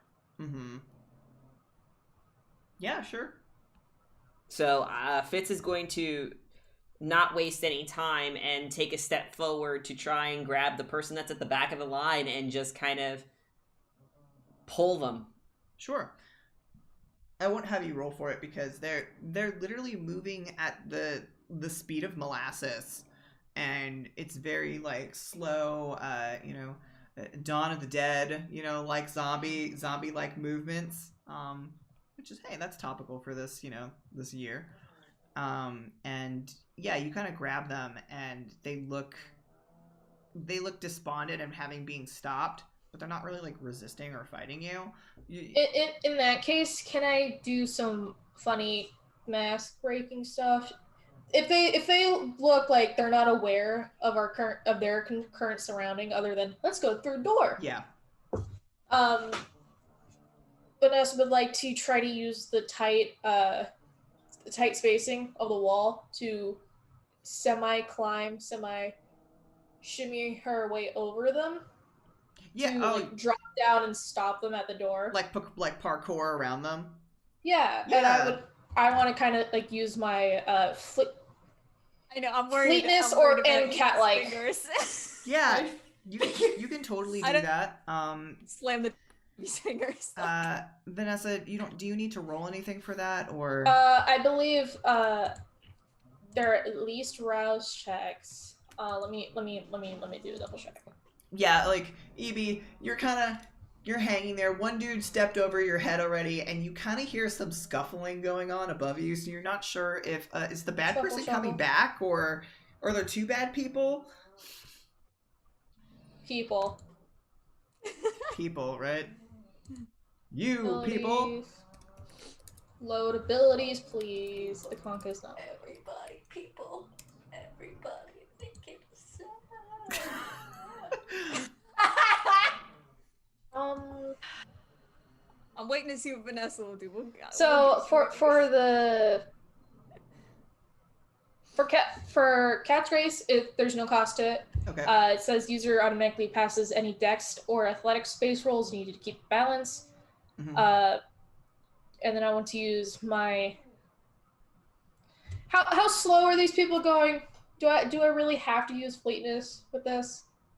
I mean, they're moving at like a normal walking pace. So to assure, considering that one already walked through the door, to assure that you cut the others off, then probably using fleetness will absolutely guarantee that you get there before anyone else can walk through that door. Especially since there's 3, because Fitz has Technically, I could just blink. Blink. They're both 1 rouse check. One's just more mask breaking. Yeah, but they're out of it. Yeah, I wouldn't worry about mask breaking right now because they're not with, they don't have their faculties about Nice. them. I'm one Ooh. away, boys. Oh god, so you're at 4 hunger now? Yeah, I'm gonna have to bite someone in a second. That's fine. Regardless. You can bite one of these schmucks later. I was gonna say Yeah. bite one of the guys who was rude the other night because he didn't learn his lesson. Yeah. I could do that now when they're out of it. Exactly. Yeah, so you do that. I like the idea of you like running along the wall and parkouring and zipping over there. And you Fucking shuts the door behind. No. so you get to the door. And I will say you might not shut the door immediately, Vanessa, because you look down and you see little hands holding themselves up. Hi. What do you do? Sorry for the dog. Fucking looks, but also is like holding her arm out to like body block anyone, Mm-hmm. and then just like do the Sims like there's an object in the way. And then the guy is like, "Oh, and they get really mad. Isu. Do you need help there? She'll peek. You good people, person, something. Yeah. Yes, please. She'll offer down her hand and she would like to yoink. Yoink. You're not a bad guy, are you? You're not bad guy, are you? Nah. No, I haven't murdered anyone with a 2x4. Accidentally. You what? Don't worry about it. Don't worry about it. Don't worry about it. We've Var all was killed the someone. first one to kill somebody. You're gonna kill someone too. Don't worry about it. Anyway. You pull EB up, and what essentially can happen here is that sure you have 3 other individuals who are looking to really wanting to get in through this door. Hey Fitz, you have something funny that you can do. Yeah. That can probably stop them from wanting to follow their command from the past 5 minutes. Oh. Oh, that. Yeah, I thought we were all on the same page with that. Forget. You say that. This is how you do it. With Forget. such grace. Forget. You say that, and EB, roll for me. So avert your eyes. Where wits and aware? Roll me wits and awareness. Wages. Wits and awareness. Yes, sorry. Okay. Wages. Also, Vanessa, she's clinging very, very tightly to your arm right now. That's Oh, fine. nice. Is that 2 10s? Yes, so Yeah, that it is that's Jesus. 4. That's 4. That's 5 successes in total. You look over, and as you're kind of like clinging to Vanessa, being like, this has to be the only good person in the world right now. You look over and you see a woman with brown hair and glasses, but she's not the one that worries you. The one that you see is the man with white blonde hair going over to each person, and you hear him say "forget," and the words like resonate almost in the back of your head, and you feel like there's something to this person that reminds you of your blackout. And the only reason I'm saying this is that because Fitz is using the same discipline that messed with you earlier. So Sorry, I had to Google what year Star Wars came out. oh Not even close. no. Very far away. But You... Well, not that far. These are not the kindred you're looking for. not the kindred you're looking for, but you see something weird in Fitz's eyes as he says "forget" to each person, and you definitely know that there's something not normal happening. But these people, the moment that Fitz, you say "forget," they stop moving. Oh, good. Well, that's easy. We have about 5 minutes until they're going to come to and wonder what's Okay, going but on. I don't want to just let them loose in Soho in case someone comes back. We are not adopting another human. I didn't say that. I said I don't want to leave them alone. Should we get them a cab? Where are they gonna? A cab to where? Not We don't even know where Soho. Find them.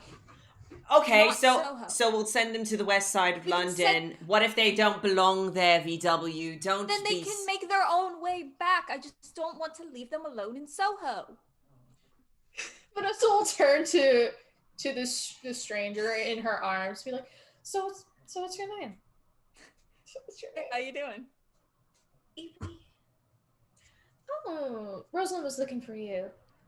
is she okay? Yeah, she's fine. Hey, guys.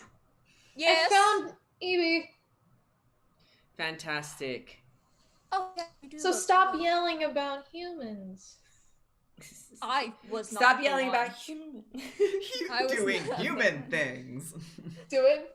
VW, honestly, we can't send them off into the middle of nowhere because they might not have money.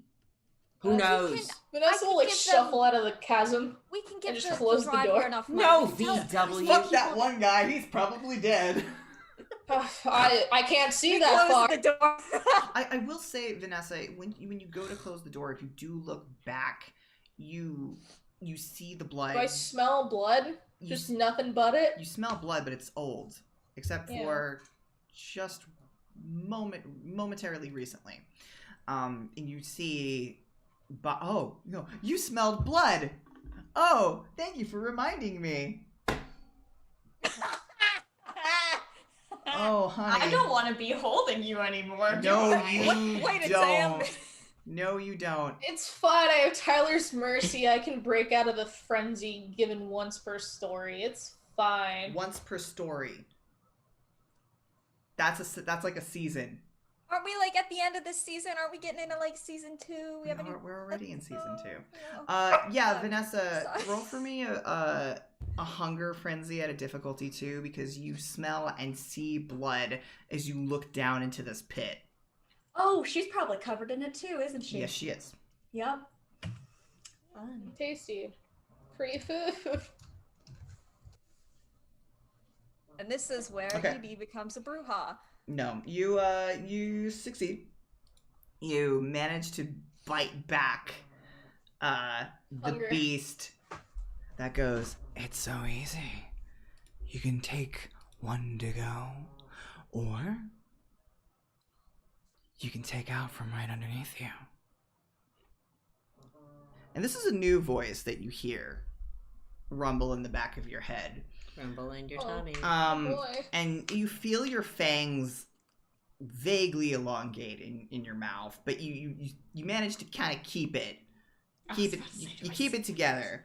If only Right, for the for a fact lip. that perhaps, dare I say, VW and Fitz are not keeping it together right now, and you have to be the adult. Aw. It's And- not that I'm not keeping it together. I'm trying to be realistic here. VW wants to fucking save every single man, woman, and child and send them to the other side of putting random strangers in cabs and just tell that. Just the edge of Soho. We can just send like a They're still block away arguing. from the Yes. edge of Soho. This is, and you get the sense like being like, okay, well, in a situation like this, reason would be reasonable. So, Right. So you don't. Like as they're arguing, their voices just turn into static ringing as she listens to the beast for 1 second. Yeah, and you manage to withhold it, but like, damn, For the you're fucking shrill voice. hungry, and you need to get away from this situation. But, That's it. We can hold it together a little longer. mhm. Oh, so we shove them all back into where they came from down the alley. Well, we call the cops. I don't. Yes. Yes. See? I like that one. That's a good one. After After we get her okay. What'd you say, Oh, no, we'll AB? bring her. Oh, we can't hear you guys. It's not even picking up on your mic. Yeah. Ain't even picking up. She too soft. I gotta bring you closer. Oh. EB ASMR. I don't think they'll be able to do anything. They'll be fine. We're off. No, We can deal there's with the four of them. there's things down there. Stitched together, but not really like melted together things. Oh, Well, then we no. shouldn't be standing right next to the mouth of wherever that hole goes to. Oh. Body pit. A body pit. And she Yes. looks Yes. nauseous. For those of you who look very contemplative right now, roll for me an intelligence and occult. Oh, that's Okay. my shit right there. Could I get bonuses? Because I'm pretty sure I was taught about this. You were taught By everything that he ever is. himself. By the queen? Yeah. Yeah, I'll let you. How much bonus? I'll give you a +2 because Apple Chips also probably talked about stuff. Well, Apple Chip says hello. Wait, did it, Michael? I thought it came out in 83. That's... Oh, see, Michael and I are on the same page. We're like, Evie's gonna be a brewdog if Vanessa's gonna bite her. Fitzgerald, you get a... That's a critical. That is a critical. So that's 4 successes, and BW you get 2 successes. So that means I got five to altogether. No, because you have a 5 and a 4 as well, so it's just the 2 10. Oh no, because you have the hunger dice too. I'm dumb. So, VW, you in your studies over the past 5 years, you studied what other clans are, because in case you need to, I don't know, convince one to join the Anarchs, you are aware of the dragons, or more commonly called the Simisi. They are an eclectic bunch of kindred that seem very pleasant on the outside, but are very monstrous on the inside. You know that they specialize in essentially flesh crafting. They believe that being a kindred is not enough, and that they believe that there is a path for them that is meant to transcend even what kindreds consider to be powerful. And that is through changing the body, changing the mind, changing the soul physically. And it kind of comes across in this very grotesque experimentation. Fitz, you know all of that, on top of the fact that that Simisi themselves consider themselves to be draconic in nature, in regards to they like to play a role. You know that they are typically found in Sabbat courts, but they also like playing in the Camarilla's courts as well. Specifically in regards to that, sometimes the Camarilla will ask of them to do things that they otherwise can't be bothered to do. We're currently in Camarilla territory, though, right? You are indeed in Camarilla territory. So you do not know if this Simisi is acting under the guise of the Camarilla. Is there some sort of symbol or anything on this building that would signify that? Ooh, that's a good question, Jesse. Look for me. Do an intelligence and awareness to see what your. Oh wait, no. Or you can use sense the unseen. I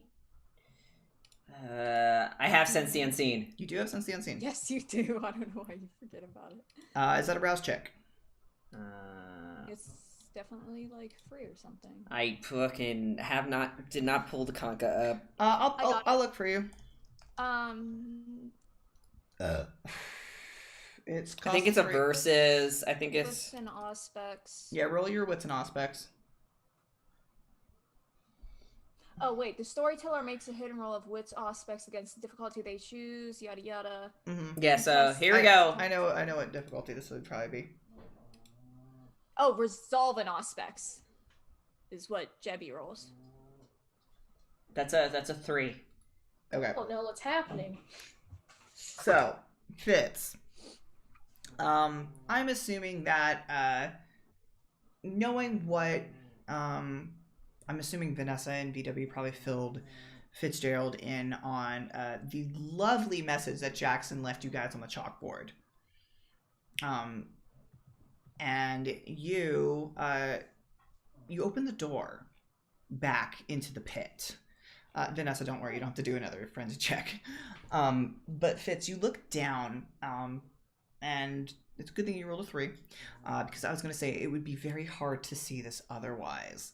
But through all the blood, the muck, the gore, you see, in the parts that aren't dirt, you see some tiles, and you see bits and pieces of this tile, and you see like a design on it, and your eyes flutter, and for a moment you see a blazing dragon consuming its own tail at the forefront. And that kind of confirms to you that this is indeed a Simisi's domain. So I need to pour a bunch of gasoline down there and then light a match and then close the door. Well, I mean, I can fuck with the door, but Vanessa's hungry and I have to do another cut myself for that too. No, we just need to leave. No, me and Var are saying come back with like shit ton of gasoline. Yes, pour it down the pit and light it on fire and smoke them out. As much as I Smoke 'em think, out. as much as I think it would be a good idea to, have a conversation about things, I think we should not linger. Yeah, that's what I was trying to say. And she needs to get out. She needs to get some proper clothes. I'll find a payphone. VW, I don't think that we should be directing more people No, in... for those four. For those four. Oh, fine, carry them yourselves. We need to go. They're fine. They're standing there. They're fine. I will definitely say, VW, that these people, once they come out, like it's the same thing that happened with Sebastian. Once they come out of it, they'll be fine in 5 minutes. Let's just go. Yeah, I was gonna say you guys have already stood here for about 3 minutes. They'll be fine. We should leave. Fine. I'm trying to be... you know what? Never mind. Fuck it. Forget it. I don't care. Fitz is gonna leave. I understand why. I understand. VW wants them to not be in Soho bad. Sure. Soho It's kind of hard to leave when you're trying to hold on to someone. Soho And then sure they we're can having an follow around. argument in this very small alleyway with people in front of you, so you can't really shove past them. Soho is not a It's a bad little place. epic. There's just a bad person here. We'll take care of it. Let's just get the fuck out. Okay. I So- guess we go back to the disco. You guys head out of the alleyway. It's not long before the individuals who are left kind of snap to, and will wander their own way. Fitz, the last bit of information that I wanted to give you about your sense of the unseen and you thinking about the Simisi that's kind of taken roost here is that you don't know if they are Camarilla or Sabat. But considering that another Sabat faction was interested in this person and figuring out why people were disappearing in her area, you figured that you have at least enough information to give to her unless you guys want to do something about this. And dare I say, if I point out your convictions, your coterie convictions, you might get a little just as happy. Maybe not right now, but you have Just for fresh information. Gasoline. But also, if this is someone else's territory, necessarily, like We I know were, they we were kind of sent to deal with it. yeah. You were sent to, at the very least, get information. What you The guys very do, least. what you guys do with that information is up to you. Mm-hmm. Exactly. Um, And if this terrible people encroaching on this person's turf, lowering business. They wouldn't be upset if we got rid of them for them. mhm. Exactly. But also we're not obligated to, so it's like either or. We But have, our conviction but says, our let's coterie go. convictions say that we would do something about this, but we just currently cannot do anything about this because Because we don't have the supplies. we also have. I gotta You purchase have, the gasoline. you have a human with you right now who Right. is currently very aware of what all you guys are saying right now. Yep. Well, I haven't said nothing yet. I mean, we're a fucking mess anyway. Who cares? You need to adopt her. at Listen, some point. Rosalind knows already, like... We don't believe in doctors here. We just sleep it off. What do you guys say? Did you guys talk about anything on the way out, or what are you guys planning on doing? What's your name again? The mic's not picking you up again. Fuck. EB. Evie, do you have a way to get home? Yes. No, I don't know. Do you need cab fare? Since VW wants to send somebody on a cab somewhere. No, I'm alright. Well, I don't know if Rosalind's back at the cage, though, or if she's at the dorms. Listen, EB, the cage is the gilded cage, which is that disco Yeah. that she mentioned. The gilded cage. I know that place. Sadly, yes. we know it too. Here, she'll let go of Evie to take off her own jacket to cover up the bloody mess. Hold it. It's it's where Rosalind said Jackson Preen performs or something like that. yes, Jackson Preen performs there every weekend. And every day. And then, yes, performs in different ways when he's not performing on stage. Rosalind came to find some help after you Either got way, separated. either way, you should go back home, wherever home is for you, and try and forget whatever you saw down there. I don't think that's really possible. You're gonna have to try, darling. Forget. Forget. I can't- Past 5 minutes. It's been like I cannot make you forget the traumatizing whatever it is that you saw down there, but you're going to have to, because it's only going to make your life a little bit safer. Well, not that my ideas are having any merit tonight, it seems, but perhaps we should bring her back with For us. what reason? No. Well, I don't know if Rosalind is there or if she is If at the dorms, Rosalind- and either way, Rosalind means a lot to Jackson. If I Rosalind's there, we can just send her on her way back to the dorms or wherever she came from. Listen, this kind of seems like a bit of a mess, and we might want to get my daddy involved. Evie, you just heard a lot of weird shit, but some of it For some confirms- reason, I feel like Vanessa and Fitz both roll their eyes really aggressively at the fact she that didn't want to say the Baron and she didn't want to say Count, and she was like, Daddy. my daddy. Sure, if you want her to be killed. you have to say that in front of... Well, obviously, what she saw was not good, and it's clearly a breach. Yes, So it's easier to say Abby, right? EB. EB. Like VW, but EB. No, that's not even close. EB. Well, I'm sure it's spelled the same. I'm sure it's EB. EB. Okay. You don't want to die, right? You don't want to die tonight. Not particularly, no. Exactly. I'm sure you have a life ahead of you. Like, so many aspirations. You just go home. Yes, whatever those aspirations are, you Keep, should... keep my jacket. Take a shower. Think about Give me my wallet back because there's $100,000 in it. Think about those aspirations and not what terrible things you might have saw down there. And that will keep you alive.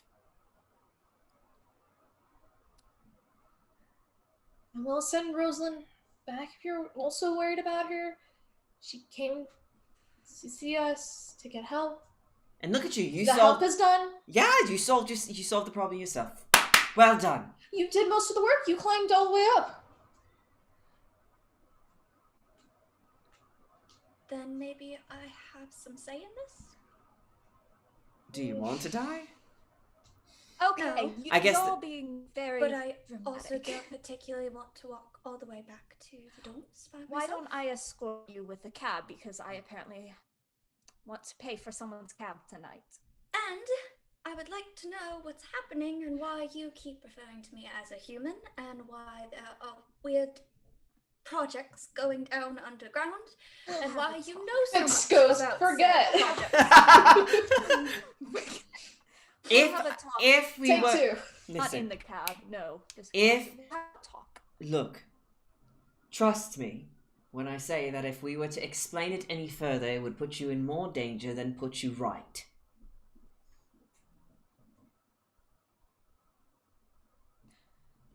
Well, then I'll investigate it myself.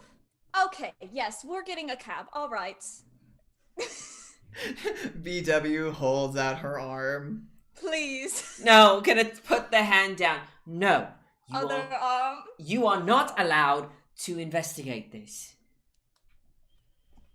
Then Am maybe I allowed you to should call explain. her a cab? No, you can't know more, but you can't investigate more.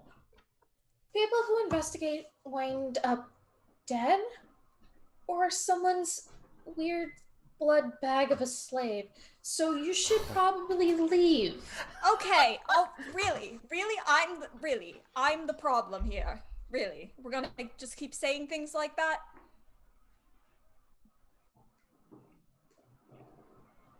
Let's get you home. Let's get a cab. I'll talk to her on the way. That gives me no hope. Listen! I can be persuasive. I think out of the three of you, you are the most persuasive. I just don't. Wait, I'm just not saying what I'm gonna persuade her to do. We're just. It's gonna be just do research as a Tremere. Don't call me. As the Tremere. Do you want knowledge? Yes. I support the pursuit of knowledge. You should go for it. Vanessa and Fitz are like, God damn it. God damn it. Anyway. Let's go to a fucking petrol station. Go fucking light a fire. Okay, so Oh my God. The fallen happens tonight. This is the first fire. this is the first fire. Okay, so what I want to know what you guys are going to be planning on doing for the rest of the evening. VW, are you bringing Evie back to where she needs to go? She's going to hail a cab, take Evie back to the dorms. What and is once they what get- is Evie going to allow? She'll allow her to take her back to the dorm. Okay.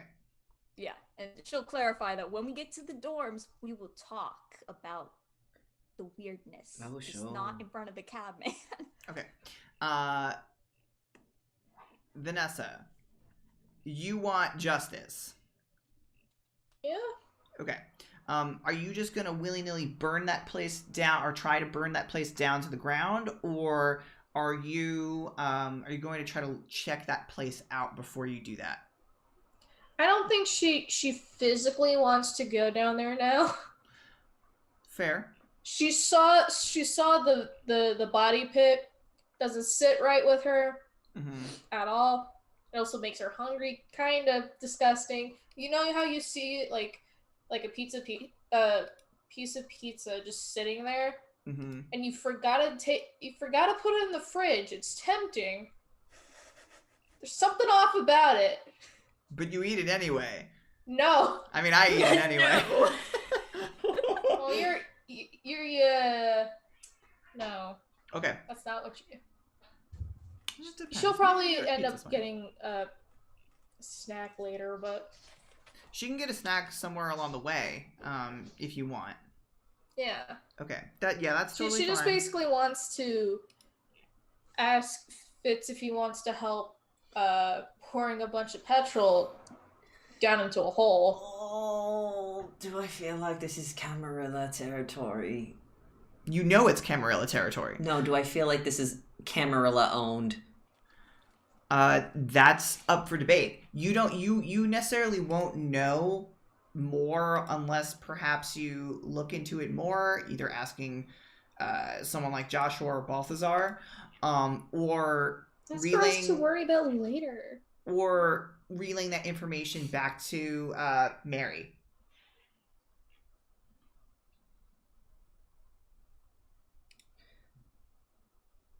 Do you want to make an ally in Soho?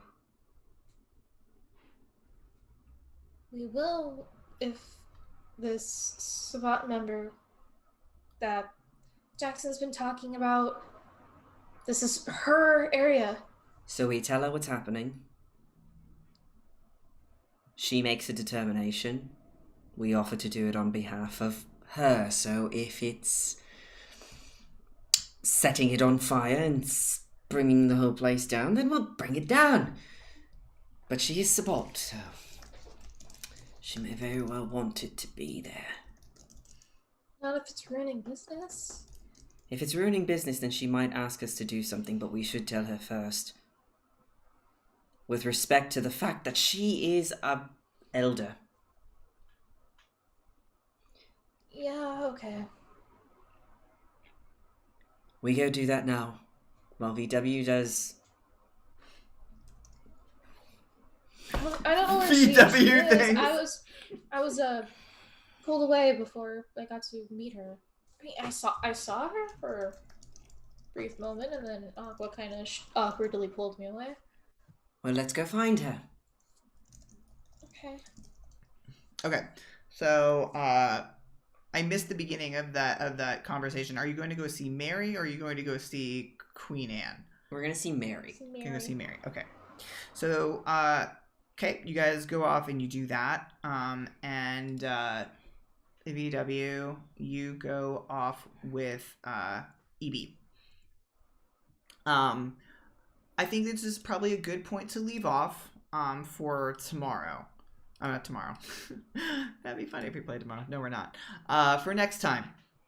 So that way, if you, Giz and Andromeda, want to have a conversation or figure out what was said on that car ride over, Giz has already told me what they would like to do in the next subsequent day. And then Fitz and Vanessa can speak with Mary. And then I'll figure out what Jackson's doing right now during this whole time. So Currently comforting Rosalind. maybe it depends on if Rosalind decided to stomp her way back to the disco. But yeah, so thank you guys for playing, and thank you audience for hanging out during this kind of darker back half. But again, BTM is a dark and dreary game where awful things happen to good and bad people, unfortunately. But hey, let's go ahead and do a roundabout with everybody. Tell us who you are, where can we find you, and what was your favorite part / thing you are looking forward to. Let's go in reverse order. So Var. Hi. Hi, Var. I play Vanessa this session. Once again, Vanessa feels physical pain from VW's antics. It does like -20 psychic damage. It doesn't feel nice. If I didn't know Evie wasn't gonna be a vampire, we'd be doing this a little differently, but... She'll be a vampire eventually. You're playing meta knowledge right now. Do you want to kill her? We were telling her to leave so she can probably like maybe investigate the next day for story plot wise. Yeah, she has to be able to do stuff during the day for at least a little bit in the beginning, because then that's kind of fun, because I could do daytime scenes. Daytime. I'm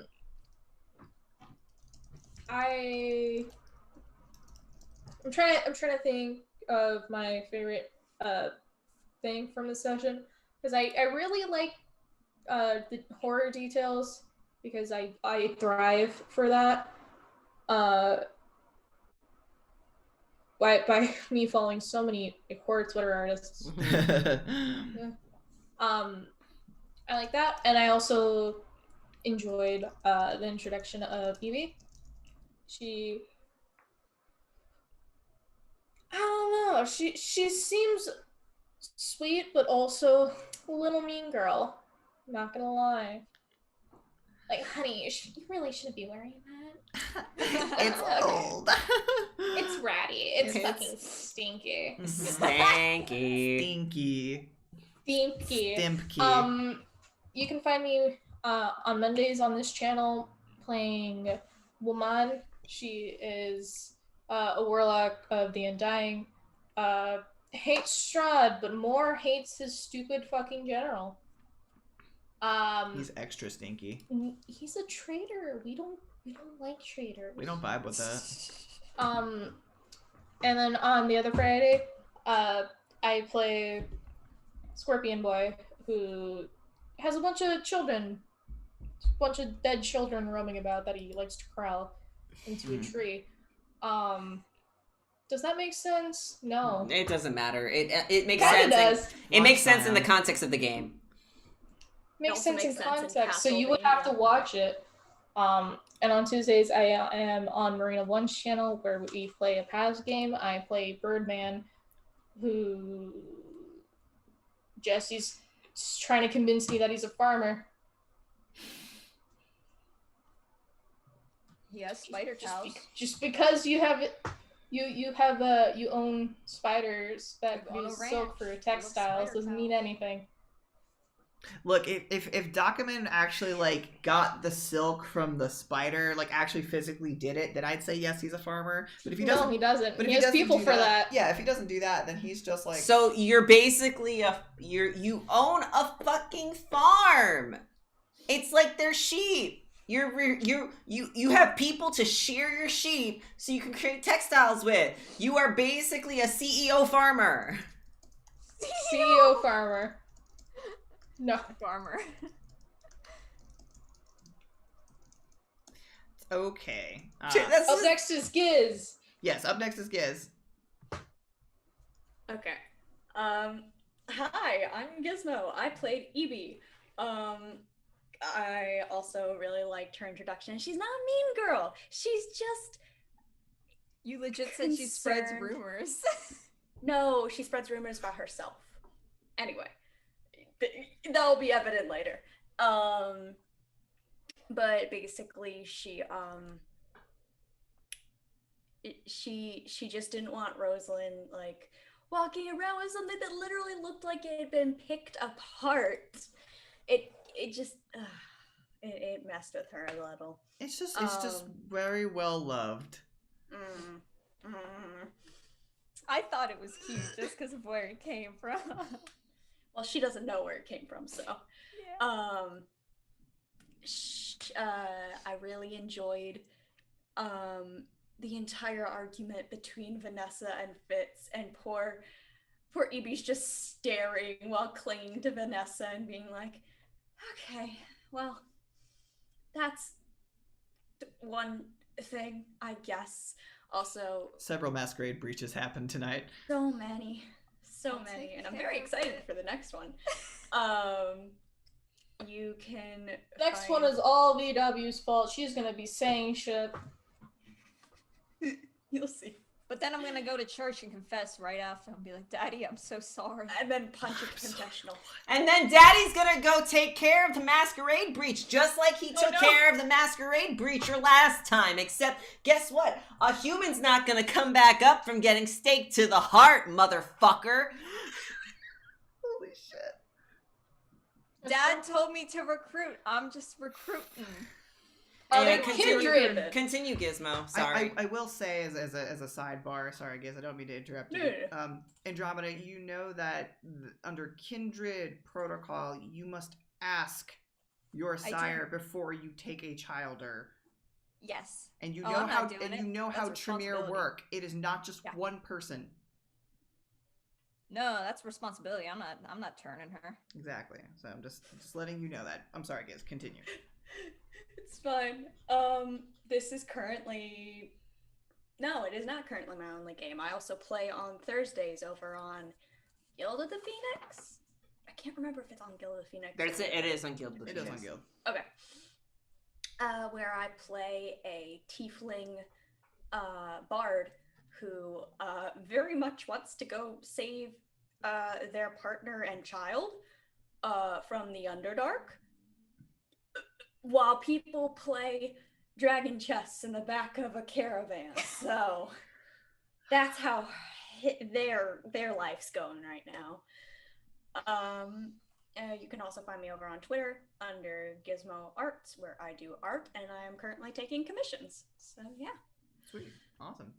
Thank you, Giz. I hope you had the funs and look forward to having the daytime funs. I already know who you're going to talk to next if you do the thing that you told me that you wanted to do.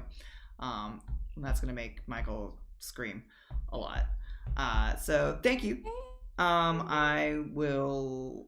Did Andromeda go? No, Andromeda's next.